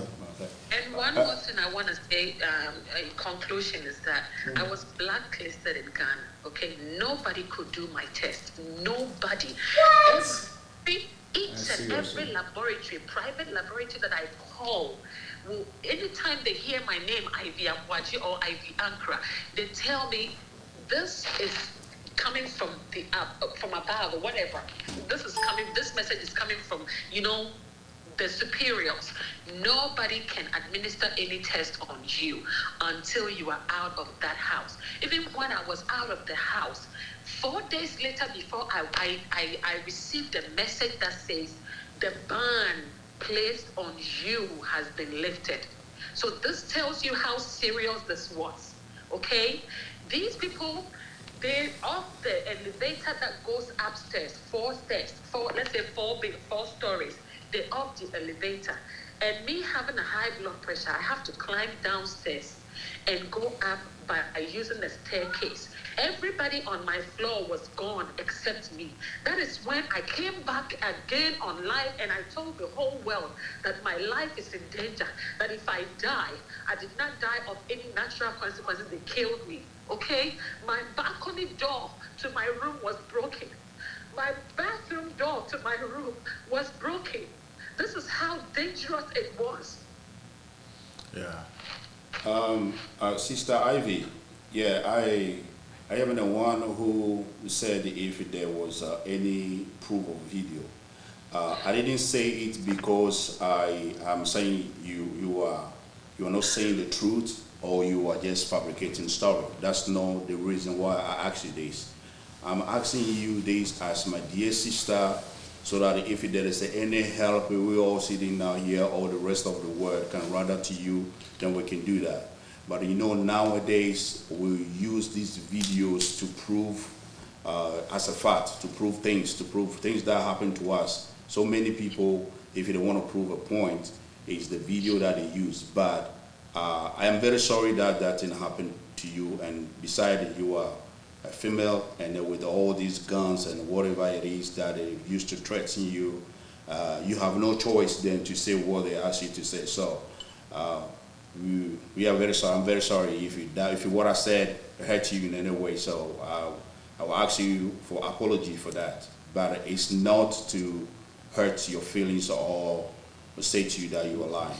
And also, as our council member is saying here, he is a council member here in the United States, and so you can call him back so that if there is anything he can do to help you, so that you can still go to Ghana peaceful without being harassed or without being pursued in any way. That would be very grateful. Thank you so much. So just take heart, okay? Everything will be fine. All right. Yeah. Ivy, can I ask a question? My last question. Yes. What part did the almighty American embassy do in this case? I always say God bless America, you know, and America. Well, first of all, Captain Smart interviewed a lady from American consulate or something like that, and she was like, there's nothing we can do because she's born in Ghana, and so, you know, she's part of Ghana and all that. But later on, there was this lady who works at the White House, who was also in the house. Okay? I think she went to do her intern, and her uncle worked at American Embassy. Okay. So what the lady was looking for me, and she couldn't find me. At this point in time, I had to hide myself anywhere I can get. So I came out of my room going somewhere. I don't remember where I was going, and the lady saw me and said, "Oh, Miss Ivy, I'm looking for you. My uncle said, get a picture of your immigration, looks like your the immigration something, and send it to him. Send it to this number." And you know, my antennas were up, and I don't trust anybody at this. Even my brother, who was bringing me food over there himself, I did trust him. But I said, "Listen, Ivy, you need to trust somebody at a point in time." So I got a picture of my passport, and I sent it to the guy, and he was like, "Thank you." So that was when everything started. Now, American Embassy called me and said, "Listen, we have seen your videos going viral. We know what's going on with you. we have heard about the situation, and so this is what I want to tell you. Since we have reviewed your case and now have known that you are an American citizen, nobody can touch you, because if anybody touches you, they will deal with us. This is what American Embassy told me. So now they gave me a code that I'm not supposed to disclose it. Yeah, for security. Anybody who will call me that has to give me that code, and also the person has to describe themselves as to what they are wearing for me to know that this is them, so I can come out, because they want to know that have they hit me, do I have blood on me, is my face swollen, something. Yeah. So this is what they told me. We want to see you every day. So the person will call me, describe themselves, and give me the code before I can even go downstairs to meet them. So as soon as I finish meeting with them, they will just ask me, are you okay? On the phone. They don't, they will not come to the door for you to, or for people to see them. They are in their car. Are you the one wearing this dress? Yes, this is me. Are you okay? Have you eaten? Are you eating from the hotel? No, I'm not eating from the hotel. They tell me, don't eat anything from the hotel. Don't drink anything from them. Just be careful. Stay cool. After 8 days, this is Ghana law. After 8 days of you having their quack COVID, and they will let you go, because this is their law. They will let you go home and go quarantine. So you just stay put. Stay there for the 8 days that they want, and then you will go home. After 8 days, they still keep you there. Then they have us to deal with. And I said, okay. So basically, what you're saying is that American Embassy was secretly visiting you. Yes. Good. That's why we are all American citizens, and we are not giving you out for nothing. So, what even saved me was that I didn't have a dual citizenship. If I had a dual citizenship, I would be dead by now. Hey! If I and dual citizenship, I will be an obituary by now. Wow. Yeah. Yes. Yep. Because me not having a dual citizenship was the only thing that saved me from Ghana. Wow. Yeah. And then people are saying we should go do dual citizenship. what benefit are you going to get from that? I don't even know. You pay $50 for COVID test.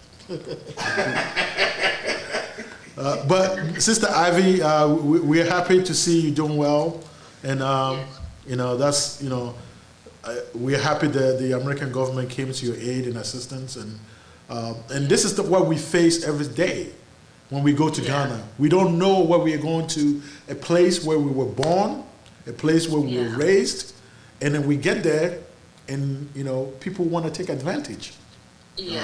And this is why it's called tyranny. Nobody should go through this, and Ghana should take this as an example, because if they want to go ahead. Sorry. Yeah. You go ahead. If they want to go to this route, all the money that they borrow a lot, they're not going to get any of that, because you don't want because what she said about the 8th day, if they don't release you. They mean it. American Embassy don't play. What about the crow? What do Ben Laden? I know all these things. Bin Laden. It has so many diplomatic and economic. Sanctions. So. Yeah, so sanctions. Ghana also rely on a lot of U.S. government aid and all that kind of stuff. So when they place sanctions on you, you'll be economically starved. You're not going to be able to do the things that you do. So it's just like the Michael Susudis. When you say, status, maybe Mr. Mass, Secretary said, and she is American citizen, having an American passport. Maybe so. Yeah, and because we're dual citizens in there. You belong to Ghana, you belong to America. And one thing I want to, if you are a citizen of America and you don't have dual citizenship, you only have the citizenship of America, there's no way they can do you anything, man. And we don't want to. They just want to frustrate her. We don't want to go suicide on another thing. But one thing I recommend, this is for my Ghanaians who are citizens here in the United States. when you're going to Ghana, always go to the State Department website and update your information so they know that you are going. So if anything happened, because even when the COVID situation began initially, I had family members in Virginia that went to Christmas. They went Christmas 2019. Omu di Christmas March. When you but they lock it down. Yeah. And he was scrambling to get into a plane to come to this country. And you know what? You do citizens, they were taking the American citizens in those planes first. Mm-hmm. Now, those when the COVID began. Mm-hmm. So this is not a talk about keeping your Ghana citizenship or this and that, but you have to make the right decision for yourself when you go to Ghana. So. I'm not going to no how do you call it? No dual citizenship. I won't do it. Trust me. Because I'm very loud. So I need my American passport alone. Yeah, that's good. All right. So thank you very much. Thank you so much, Miss Ivy. Yes, sir. Ivy, let me show up. Before you can that's You're it. mad. All right, bye-bye. Wow. Why didn't say I shall form? Yeah, because Oshiki Ghana. So well, see this thing that she's talking about. She said one key word: traumatic event. Yes. And this is something that she might have to get some form of counseling. For a little bit. Yeah. You heard about the Amma Broni's Sawa Broni issue too. Yeah. Another traumatic issue. Yeah, so she has to get. She was a Canadian citizen. If she was not, she would have been dead too. Yeah, but so she has to get counseling because everything.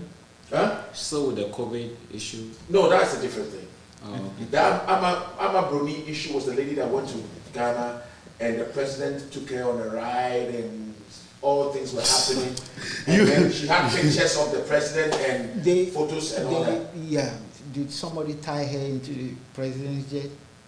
No, nobody did. Yeah, but she took an adventure on her own. Yeah, I know that, but I'm just saying. No, I'm asking you. Yes. And we are supposed to be sorry for her. Oh, definitely. And I'm sorry, I submit. The issue here is that the issue here is that why I'm saying this because they send national security in a different uniform to go and seize her phone. Lo and behold, she has an iPhone. They wanted to get into her phone, her iCloud to take all the pictures. So I asked you, this is somebody who on her own accord decided to take this adventure for her own satisfaction or whether for whatever reason, right? And he was thinking that because Ghana is Africa and we are what we are, they don't have any security agencies who can do some of these things that we see on TV. Oh, then think again. Oh, by the way, then so what? Are we supposed to be sorry for him for taking, his own adventure? For crying out loud, you are going out with the president of a nation. And what are you thinking? Wow. Anyway, we were talking about finance. All right, so our time is still moving. And I think it's a very beautiful program. And so let me open the phone lines while we see people who are going to come and talk. And you're going to hear loud so that we can see how we're going to go. All right, so my people, I have Mr. Ato, Max, the City Council, Honorable Komiye, and Mr. Steve over there. If you have any question, just call the normal phone line. All right, call the normal phone line. Let's talk. Friend line, no. Normal line, no more friend, no. More friends is here. The phone lines are open so that we can have a very short discussion. Have any question or whatever. Now I feel you go more and call you. So phone lines are open. If not, I'll take only 3 phone calls and then we can move on. Even move on.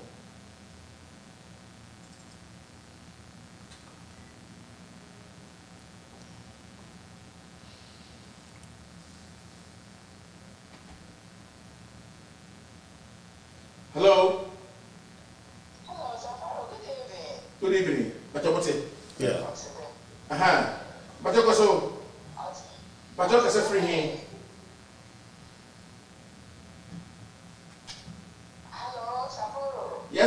you.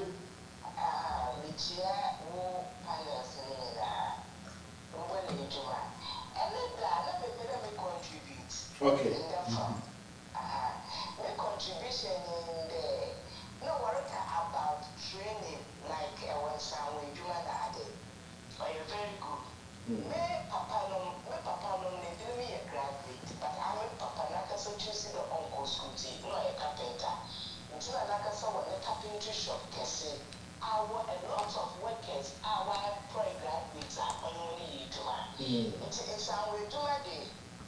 Uncle school papa.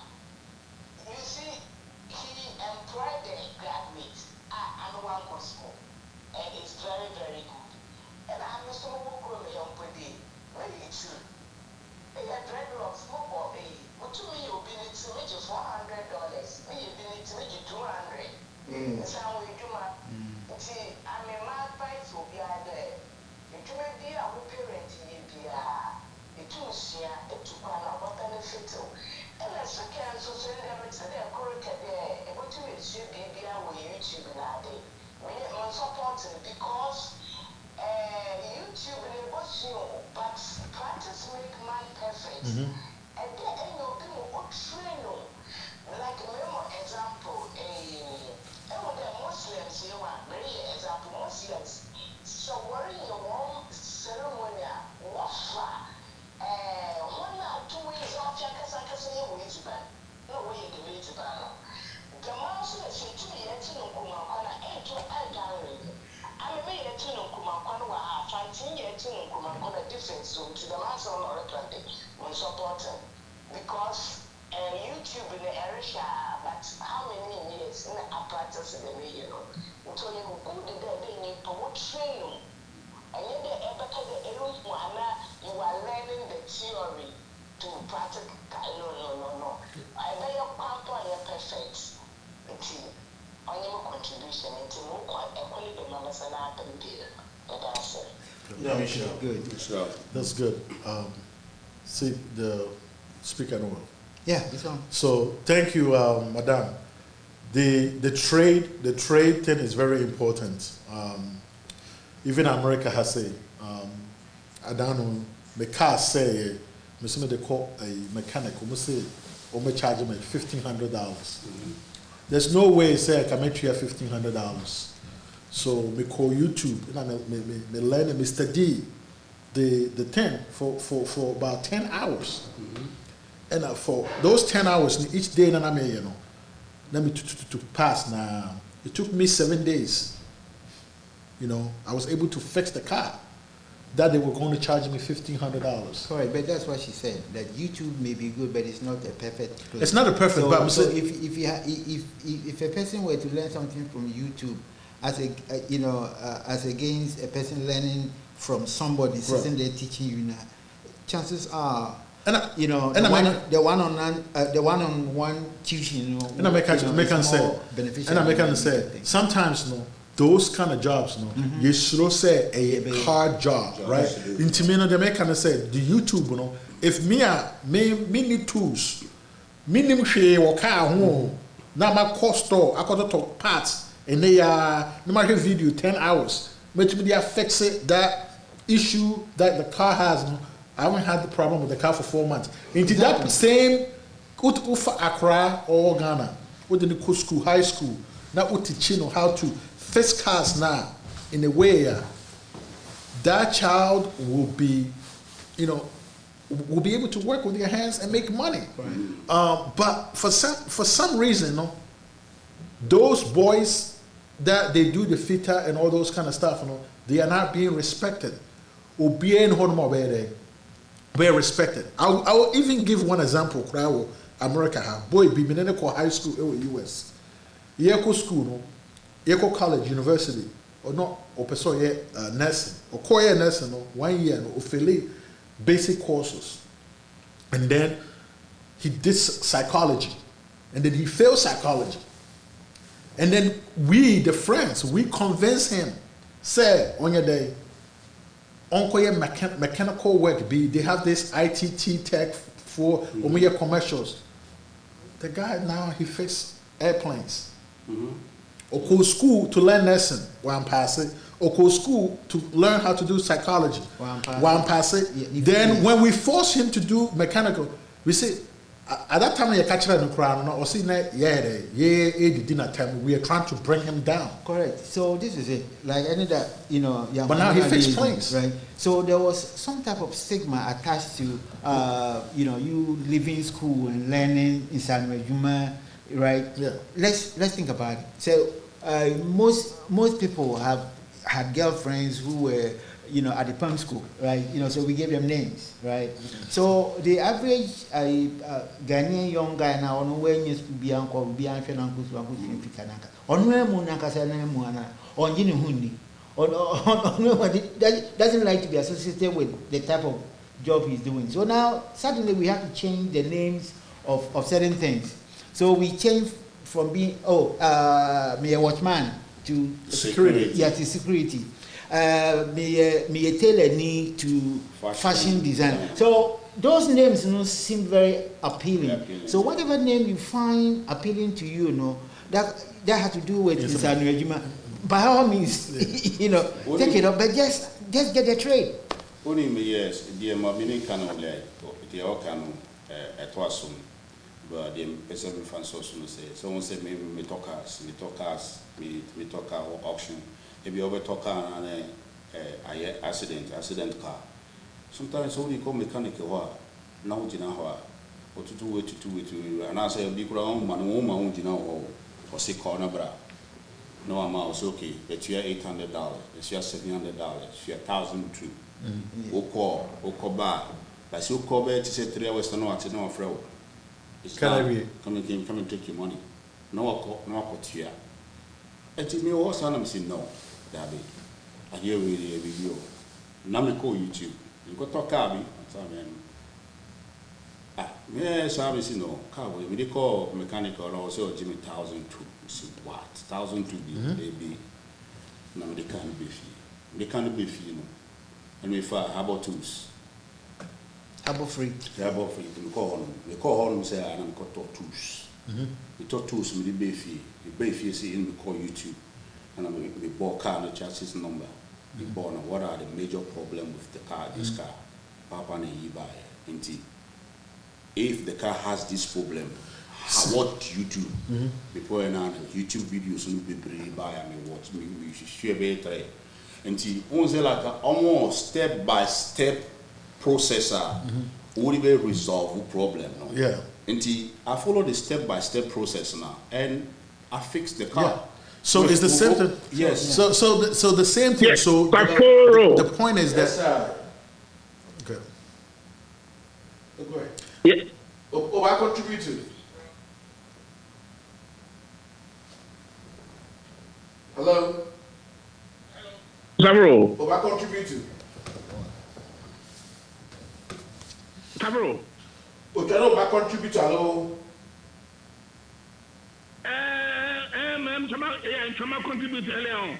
She had the same as me. Me remind about I've been waiting since a week now.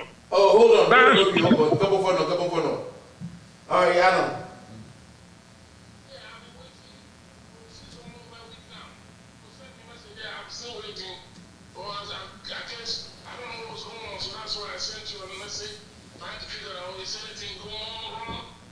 No. It's just in finally feel no honey.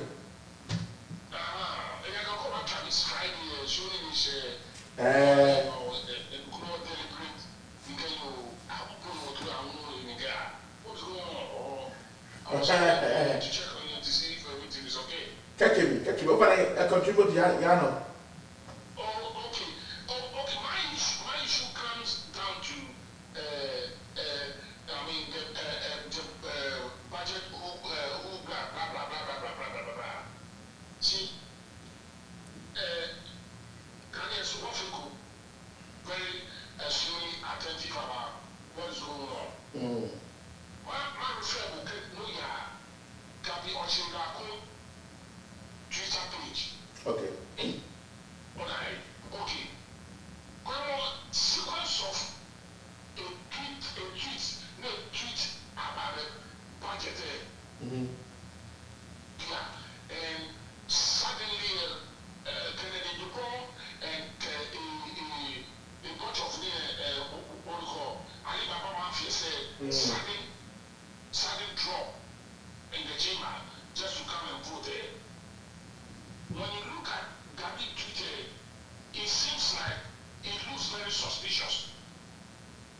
I see. It looks very suspicious. In the sense that when you Bobby was already late in coming. I don't expect that a whole school principal, look, all students, our assembly, you coming in. Well, they have his own series of excuses right now because they know how to go about the law and then play their gymnastics. Okay. Alright.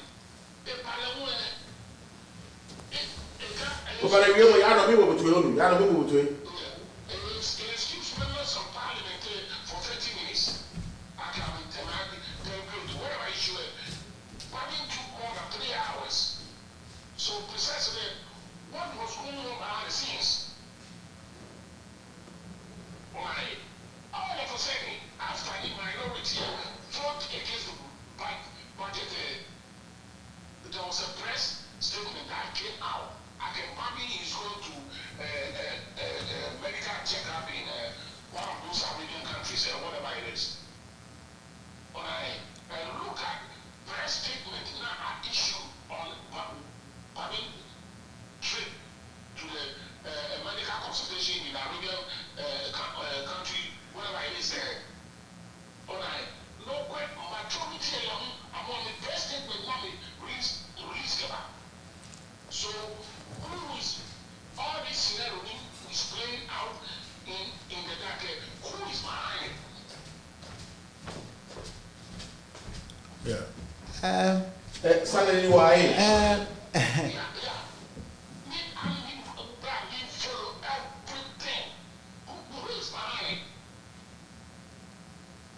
It looks like some people are scheming from behind the scenes.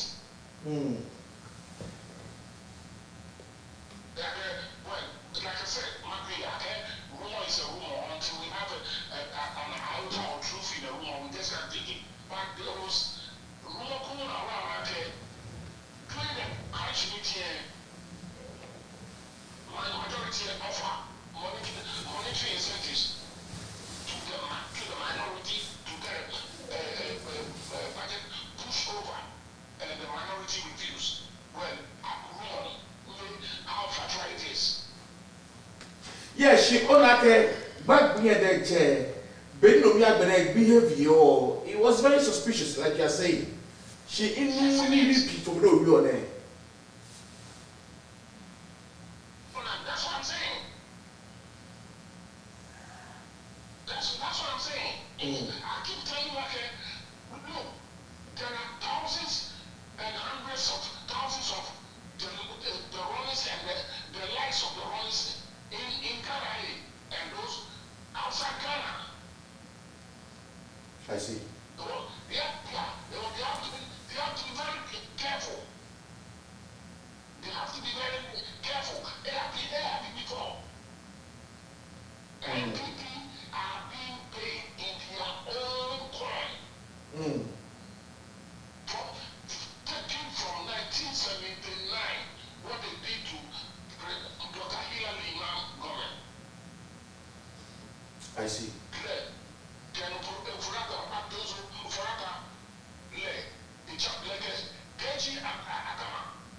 I'm a champion for that.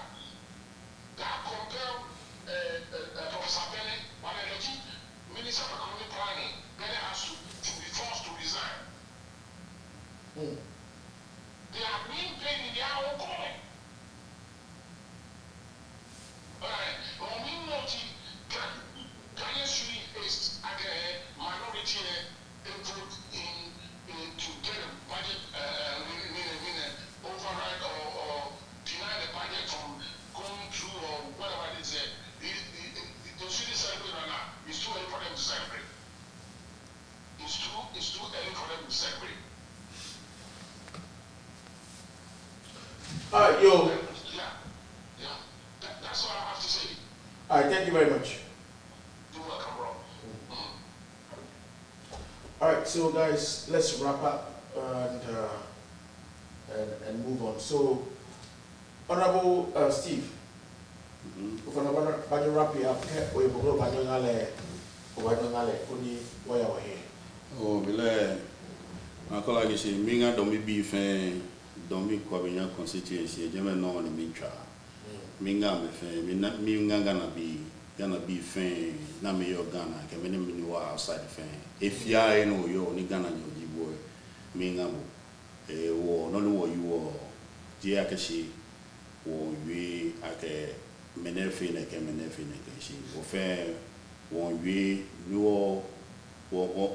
like we are all putting up ideas. It's like an idea section so that everybody will come on board so that whatever is not right, we put it right and make sure that everything succeeds in Ghana. So that is all I have. All right, Honorable. Well, I have nothing to say right now, but just to say, okay, for those who are listening, they can also be making contributions, along the line. It will keep the conversation going. That's it? Yeah. All right. Councilman, so is that a wrap up, right? Yes. My only turn for Ghana leaders and the youth is that in order for the country to sustain itself, the country to grow, we need to take care of our women and children. That's the number one. They are human capital, and we need to take care of them. So, Omoye budget now, they should put thought in making sure that women and children are being taken care of, and ease the restrictions on businesses so that people can grow, be innovators, and there can be jobs in the country. There's a lot of restrictions that does not allow people to grow in the country, from education to employment to social structure, human services. So we need the government to take a good look to end street hawking in Ghana. The day we see street hawking, because if people are stopped doing street hawking, it means that they're actually working at a formal job or some type of labor that does not allow them to hawk. And when we start seeing less of street hawking and the hawking stops, then we can say, Ghana, aye. All right. Honorable. Yeah, it's also my hope that a day will come that we will see the new Ghana. A new Ghana whereby government spending is less. A new Ghana whereby the size of the government is small. A new Ghana whereby schools, middle schools and primary schools that are in the cities and then the ones that are in villages have equal facilities, because it's very unfair that you take a standardized test and one geographical region has facilities and then the other geographical region doesn't have. We also want to see a new Ghana whereby the recommendations of the auditor's report will be followed. We also want to see a new Ghana whereby people will be accountable. You see, a new Ghana whereby political leaders or public policy decision makers will take decisions that goes beyond political manifesto. And then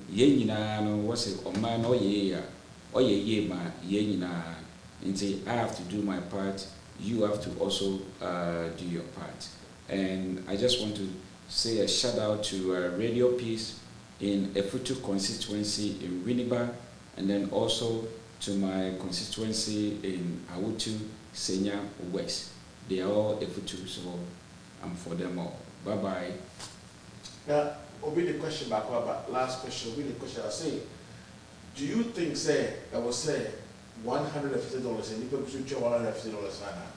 Oh, and it's a rip-off. No. And you say it's well, the $150 initially, the reason why it was being charged because there was the supply of the test was very low. So that means that if you wanted to get the test now, you have to pay amount. But now, there's a lot of tests available, right? So there's no justification why the 150 should still be charged. Because initially, COVID started in a cramp. In America, there were people that were not able to get tests because there were no tests available. Yeah. And that was the reason why the $150 were put in place. So people who were willing to travel, then they will have to pay for it. But now we are going into 2 years. There are more tests. There's more vaccines. They don't need to charge the 150. It should be in line with the international standard, which is what? $20. So you think $20 is okay? Yeah, $20. The $20 is the international standard. In the U.S., most states you will get tests for free, but if we want to be in international standard, $20 I think is fair. So I think that the caller was talking about for international travel, right? International travel. Yeah, I mean, if today my kids, I know you want to end, my kids, omuko school, omuko kakrebi a school ni frame, omuka just say obano kofu, to international school morning tea, it just okay COVID test and some of that, but it will be impossible to ask parents to test your children 10 times in each paying 150. 150. It's impossible, right? So this is why American government has made it free. You go and get the test for free. So if you go to the same place, which might be the test for free. So which tells you the cost of the test has went down. So America and its economic might can afford to do it for free, right? Correct. Here in America. But when you go to some countries, right, who don't have the economic might, some of these things cost money. But they still buying the test from the same supplier. Correct. It really doesn't matter. So the question I wanted to ask, the person, if do we think the 150 now you can or just that? The answer is no. But what she didn't ask was that how much do we think is okay for us to pay? I mean, what I think it will be an acceptable test amount is $20. And why if it charging in $20 in Ghana? Well, I mean, equivalent, an equivalent of the Ghana money. Is it but an airport? When you come to the United States airport, do you use cities here to pay for anything? That's the point. So why don't you charge me in Ghana city? Yes. And so I made that statement earlier that cities here? if somebody with a Ghanaian passport is being asked to pay 50, they are on the same plane. They breathe the same air. So the other person who doesn't have a Ghanaian passport have to pay $150. And you said, what? Yeah. You so said I said I'll pay. But the thing is that. Okay. Actually, if you don't pay, you are not going to travel. Yeah. So you see that if the Ghanaian citizen is paying $50, right? Well, are they saying the cost of the COVID test is more than $100, but we are making sure the Ghanaians we take a loss with Ghanaians? Maybe. Okay. So that's why I'm telling you that the cost of the COVID test right now it's not more than $20. Hold on before you make that generalization. I bought clothing, right, with a tax on them, right? And when I did that, at the time, the price of, say, one clothing that I bought, tag no, $25, right? With the receipt, so but the shame could come nam to call Ghana do, minis on ton. The $25 plus the receipt on put it in motivate demo. On cotton at 5 Ghana cedi. So let me apply that stupidity or that thinking into this fear. Ghana will have the means to acquire COVID tests, that is expensive at the time in the international market, only to come and subsidize it so low for its people, right? And then they will turn around and go somewhere else and go and look for money. So what? You go and look for money only to come and reduce it and subsidize it, for your people. There are so many people who, if it was only Ghanaians flying, airplanes. But also Ghana, know that there wouldn't be airplanes. Also know that they also receive about $100 million for the COVID. Mm-hmm. No. But the $100 million, no, don't forget. Say, sika, either wealthy countries give to them. People paid for it, right? So if we here in the United States, we are incentivizing the Ghanaian government so that we can have COVID tests, maybe for free. Now say, he's selling the same thing to us coming from the same place whose taxes are used to pay for the test for free. Now he's charging us 3 times that amount. I think we can talk this all day. Correct. But there's one problem, and Ghana is always going to charge us an exponential amount. And I will tell you, next time if you still have your Ghana plane ticket, if you went to Ghana at any point, you have your plane ticket. You can see your plane ticket that you bought in America, right? It has 911 surcharge, September 11th surcharge. Mm-hmm. But below that, the country that you are going, London, charge. Correct, that is true. And the fee is like $100 or something. Well, so every plane that lands in Ghana, take it now, we try, we'll try $100 to the government of Ghana. Max, but the same plane lands from Ghana to America, they're charging you like $15. Correct. Max, it's a very, very good you said that, because when I went to Dubai, I asked them, why am I paying 150 before I could go to Ghana?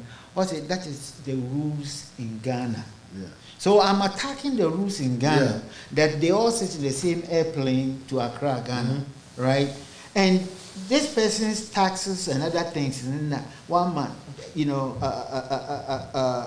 the United States, watching one mamo, COVID, whatever, it's through his taxes. So the United States government doesn't have money anywhere.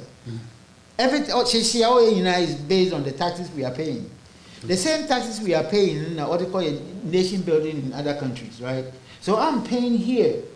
And for you to get something free. And then when I'm coming here too, you are charging me 3 times that you charge for, for your citizen. And we are all on the same airplane. Yeah, that thing it's already there. It's already there. Uka ticket to Ghana.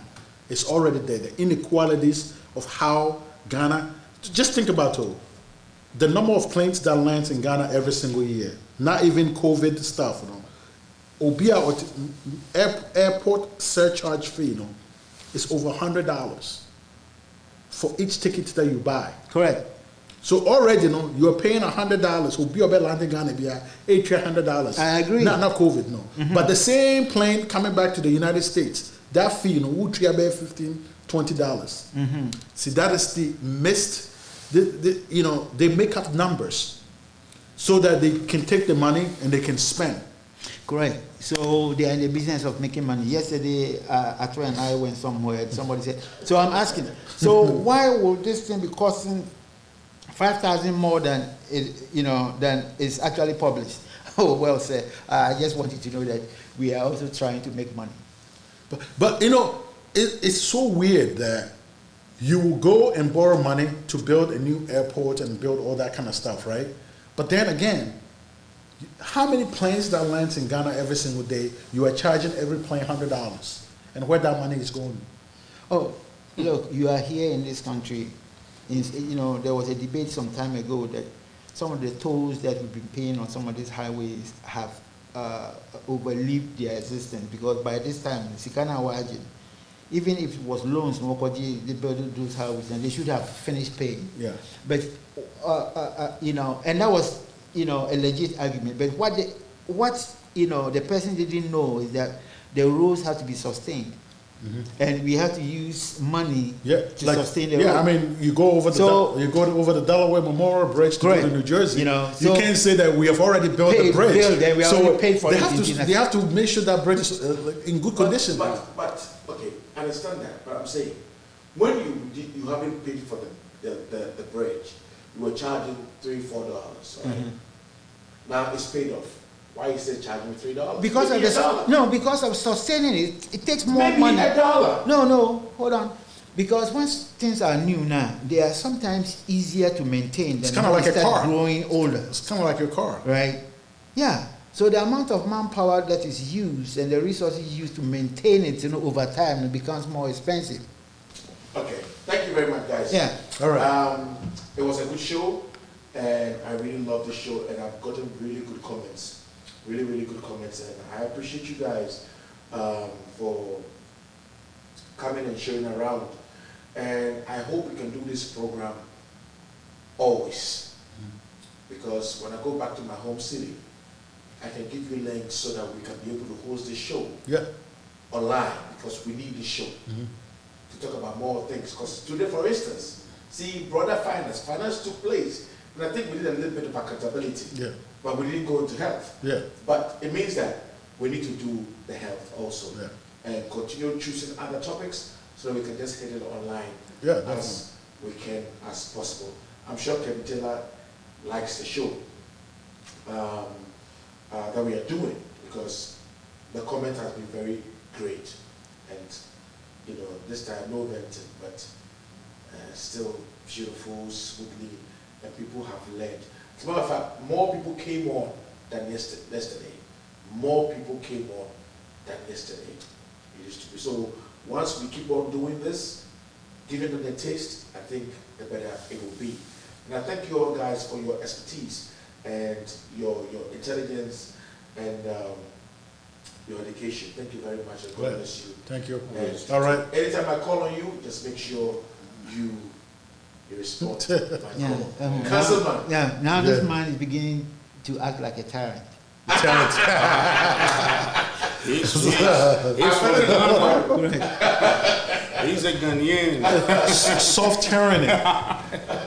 See, anytime I call on you, you gotta respond. It's the service of the people. Otherwise, service. Otherwise, you'll be fired. All right, thank you very much, guys. Have a very good night. And, shout out to Loud Silence TV. Yeah. Kevin Taylor, I guess something to Kevin Taylor. He's been watching you. Oh, so. Kevin Taylor, thank you so much. We heard a lot about you. Thank you for the good job that you are doing over there. And we appreciate, we are so grateful that you are doing this to help our country.